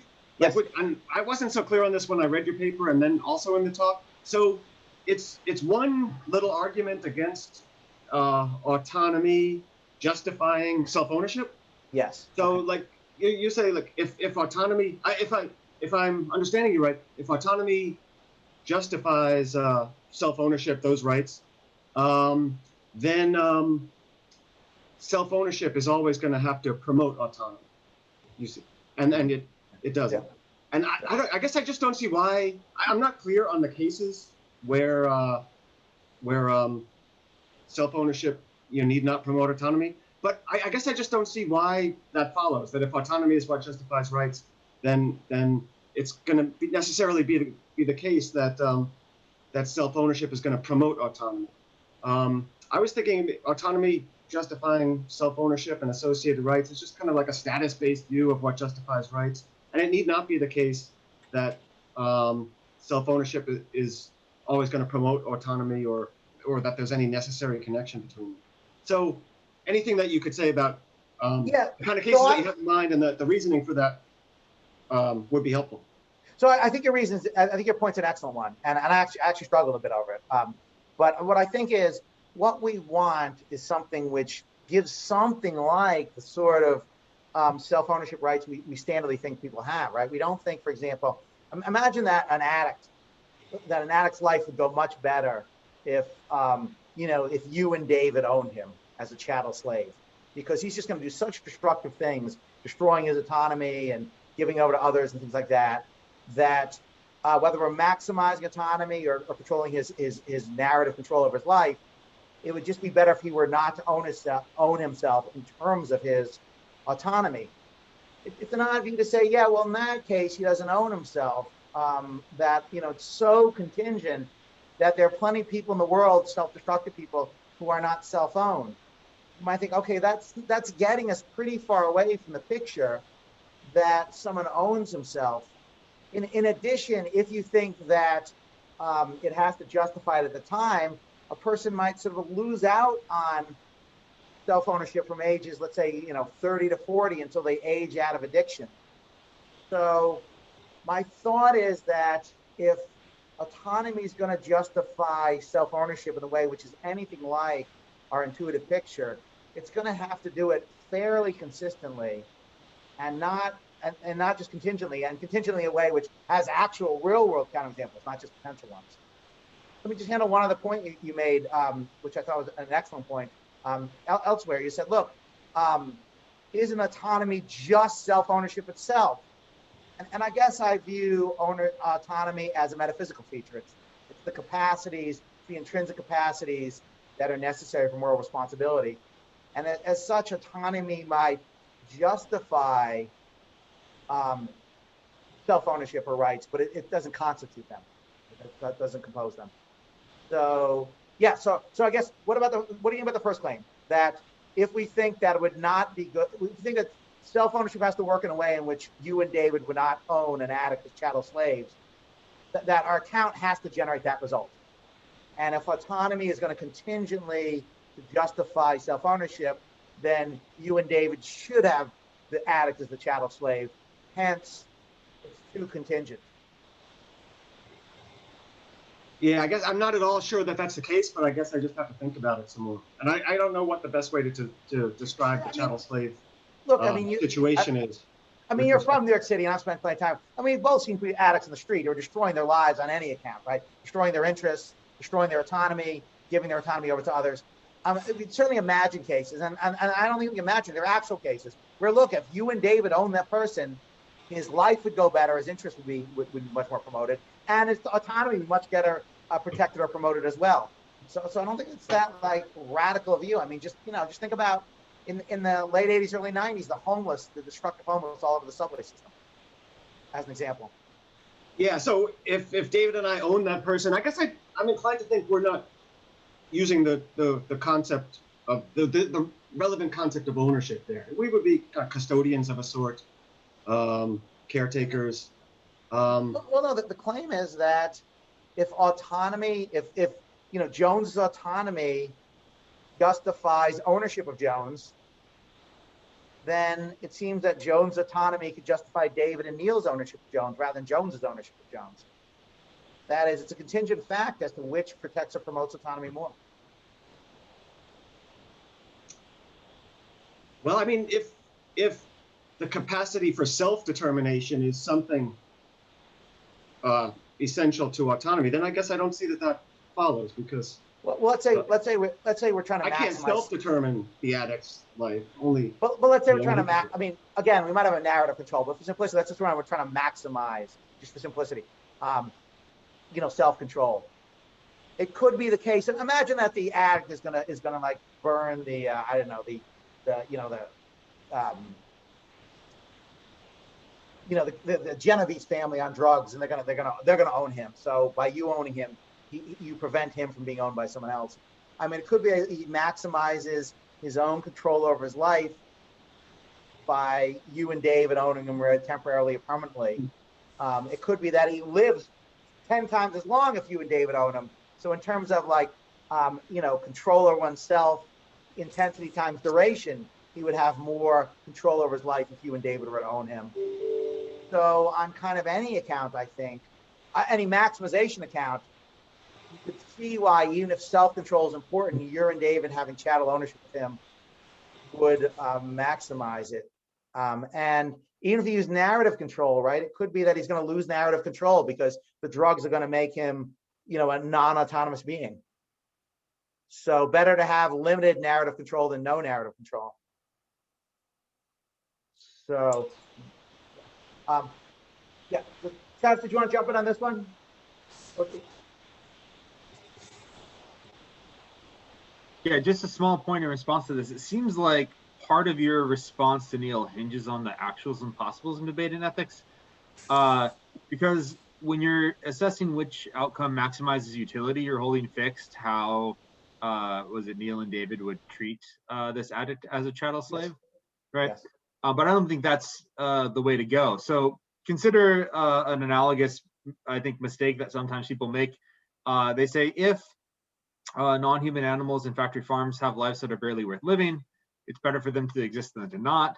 So if we didn't have the factory farming industry, utility would be less than it is now. So this is actually morally permissible according to utilitarians because it maximizes utility. Right? But the fact is, it's better. The actual outcome is better than this possible outcome where we don't have animals at all. But that doesn't exhaust the options. There's another outcome where you, give animals more space, you give them medical care, you raise their welfare even more than it already is. So I don't think you could. The case against Neil would have to be something stronger. It'd have to be something like the best possible outcome that they could choose to bring about over the course of their lives would require keeping an addict as a chattel slave rather than, taking care of them, bringing them to rehab or something along those lines. And then once we either get that that's not maximizing utility, or we get that a very, very weird case where maybe they really do have to take this extremely paternalistic role in order to do what's best for someone. And then if we really imagine such a bizarre case, maybe it's not as counterintuitive as it might initially seem. So that was just a little. Yeah. So, I mean, you and I are in agreement. We're both possibilists, and we both agree that you should look at all the options. So I think we're on exactly the same page on that. Where, and I completely agree with your analysis of animals. Where we disagree is I tend to think, look, what you want to look at are sort of either you look at actual outcomes or expected outcomes. I actually don't think the consequential runs on expected outcomes because I don't think expected outcomes are right makers. But so let me just set it. So let's say actual outcome. And let's assume that the actual outcome, there's three actual outcomes. The person dies on the street to an overdose. He gets sold into slavery to the Latin kings who strip out all of his autonomy 100%.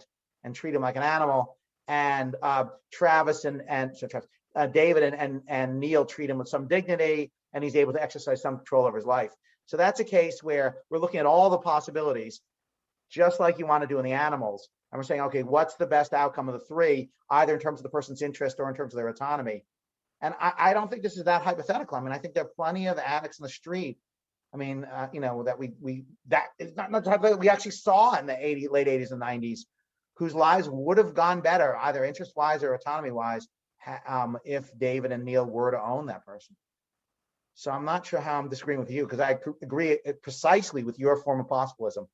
To own them rather than to like I mean, bring them I to thought rehab and go to counseling and help them find a job and to own them. Well, the actual outcome. So like the fact that something, you know, is not logically possible. The question is, so the fact that something's logically possible doesn't mean it's going to happen, right? I mean, for example, let's say Bob's deciding whether or not to buy a piano. Now, it could be that he practices piano 20 hours a day for the next 10 years and becomes a you know, concert pianist. But imagine that while this is logically possible, it's even metaphysically possible. It's not what's among the close possible worlds what's going to happen. It seems relevant that we can look at the close possible worlds, and that's what I'm talking about here, and that's what you talk about as well, right? I mean, I think you look at the closest possible world for assessing harm, but when you look at the relevant options, you look at all of the worlds that agents could bring about through the series of actions that they could perform that are under their volitional control over the course of the whole life. So that'll include very far away. No, but that, as a side note, that just can't be right. And I take it that was not actually your and Yishai's position, because look, imagine my position, not Yishai's. You're right about that. It's just, this is my own weird position. But imagine, I mean, the best scenario is if the United States completely disarmed today, right? Because there's some scenario where this will encourage everyone else to disarm as well, and that could happen. But again, it's in some sense of close possible worlds, it's not going to happen. I mean, China and Russia are not going to disarm just because we disarm. So saying that in some distant possible world this could happen, and hence that's what we should do, I mean, I just don't see that being a plausible account of any form of consequentialism, whether it's satisficing or maximizing. And to be honest with you, I didn't, at least on the excellent work I've seen you and Yishai doing this, that is not how I interpret your and Yishai's work on it. Right, you're right about that. So I think there's a complicated answer that rules out the sorts of cases that you just gave and includes the ones that I want to give, but I've already taken up too much more time. So I'll, you know, point taken, and I'll yield over to other people. Well, like I said, I really enjoyed your and Yishai's work on it. David and then Bob. My objection to self-ownership is just conceptual, has nothing to do with value. And I don't have a conceptual argument against owning others. And I think on conceptual grounds, contrary to what you said, if you're not your body, but you're like a soul or your brain, then ownership of your body makes more sense. There are just two conceptual claims. One, there's a long tradition that property is something alienable other than you, Hegel, Margaret Radin. And we speak as if we're not property. I mean, we're not vandalized and damaged, we're injured and mutilated. But I don't want to put much weight on the way we speak. I think we're misled that we can separate parts from ourselves, but if you can separate one, if you own that part you can separate, well, then you would own all your parts. And then that would just amount to owning yourself. I mean, you can only sell your parts if you own yourself. And it would make no sense to say you own just some of your parts and not all of them. And you can't own all of them without owning yourself. There's no difference between you and your parts at that time. But then there's a different tradition. You see this in left libertarians like Valentine, right libertarians like Schmidt, where they say it's a series of control.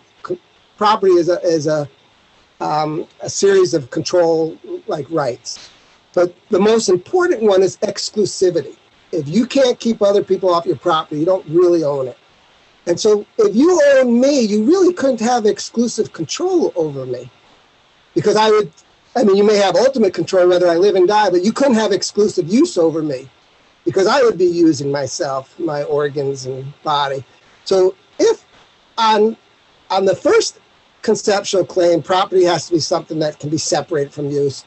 And if you're your body, then you can't own yourself. But on the other claim, where it's not, doesn't have to be alienable,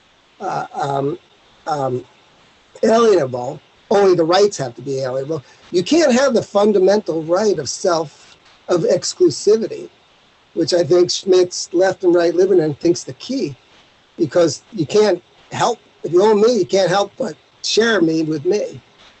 And then the last conceptual part is it just isn't proper. You might just grant this if you can't sell it. And we shouldn't talk about owning anyone that we control if we can't buy and sell them. That just may be my idiosyncratic understanding of property, but that just seems like a conceptual truth. Property is bought and sold. Okay, so excellent points as always. So I'm going to disagree with the first claim that that property is something you can't alienate. Again, I think I own the 71 Hemi Cuda, and I can alienate it. In fact, my ownership is exactly what allows me to alienate it. That's my point. It is alienable. You can't separate yourself from yourself, but you can separate yourself from your car. Yeah, and my claim is that in the same way that the property allows the alien, you could sell yourself.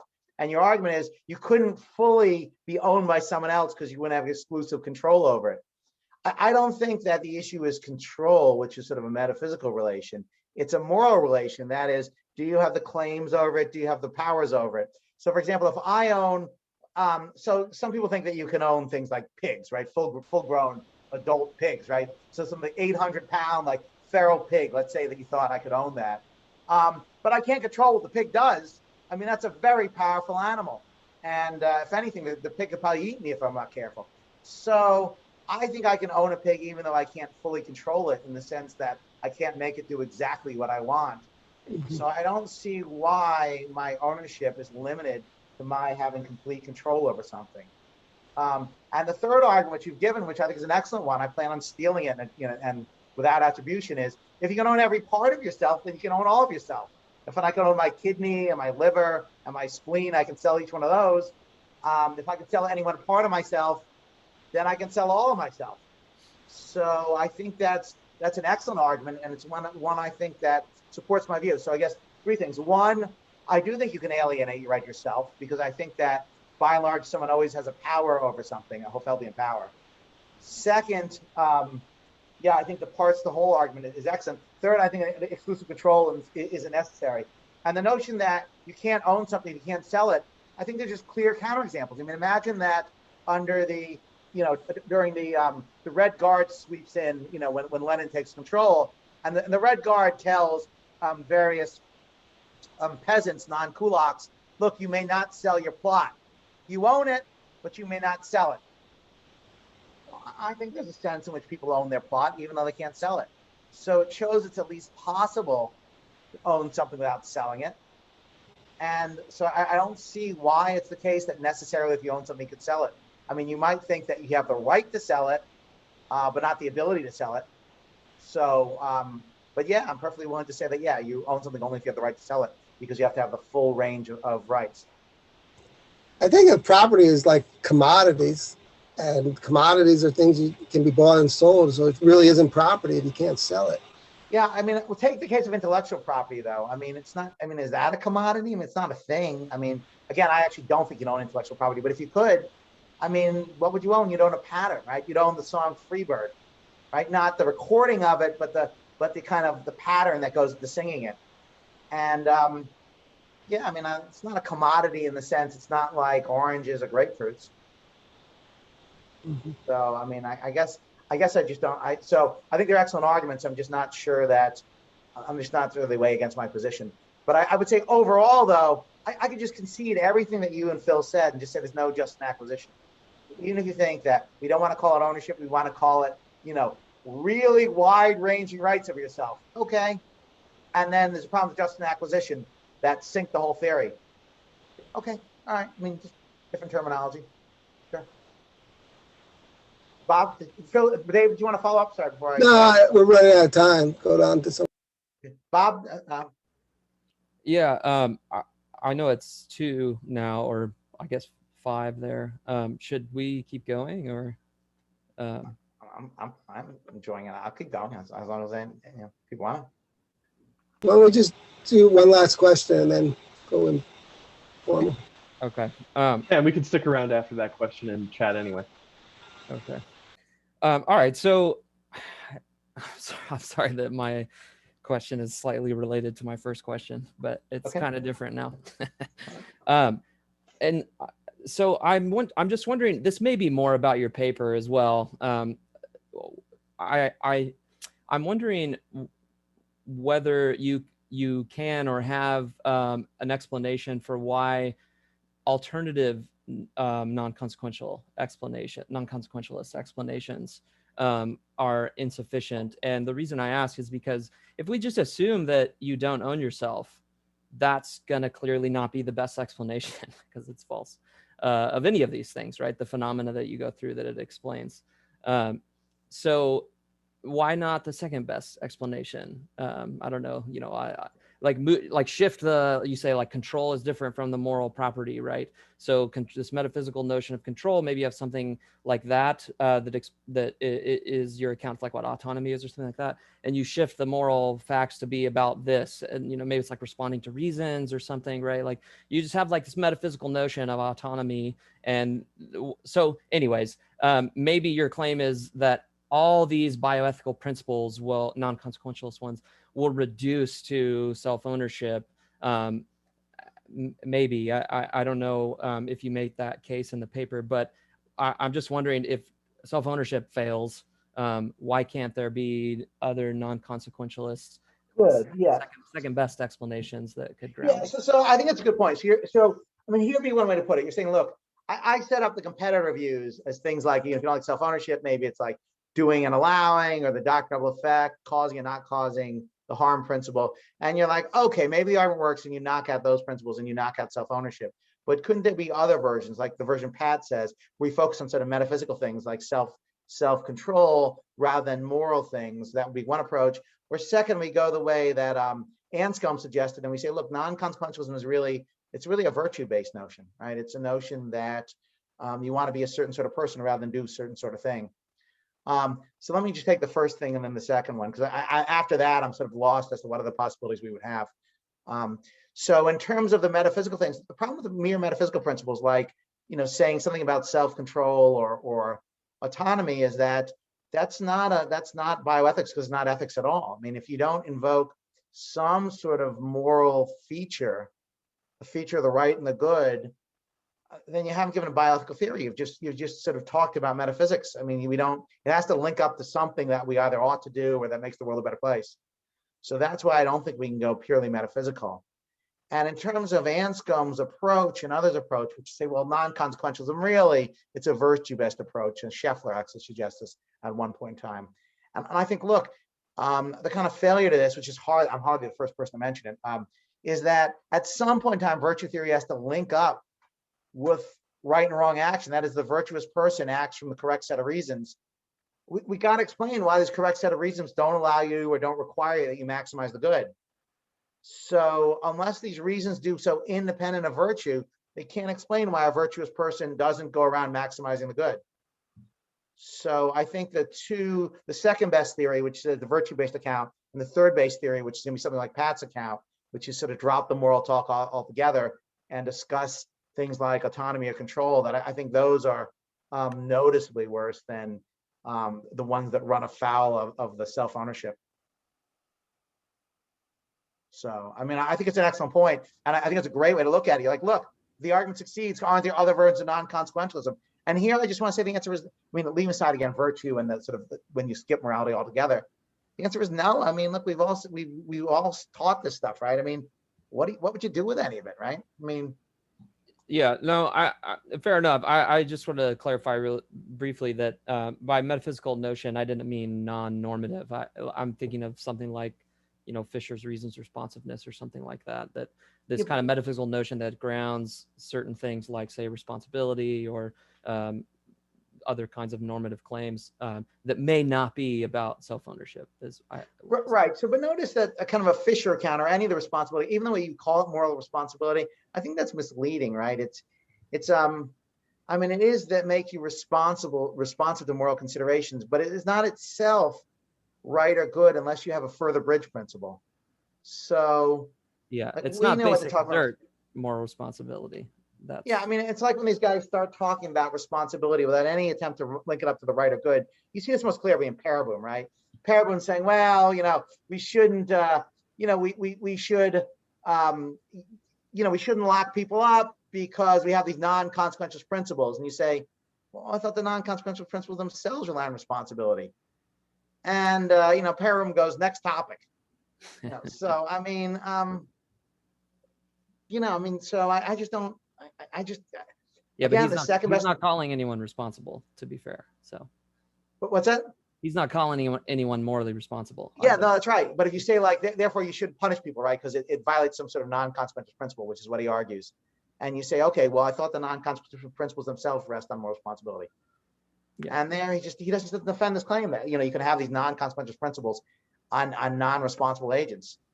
And you think, well, why would that be the case? But in any case, I guess that what I would say in response to your question, which I think is an excellent one, is the second and third one are like horrendous choices. So if the first one doesn't work, none of them work. All right, if that's the last bit, well, then I'll end the recording and we can just continue to chat and all that. Let's thank our speaker. Thank you. Appreciate it. Thanks, guys.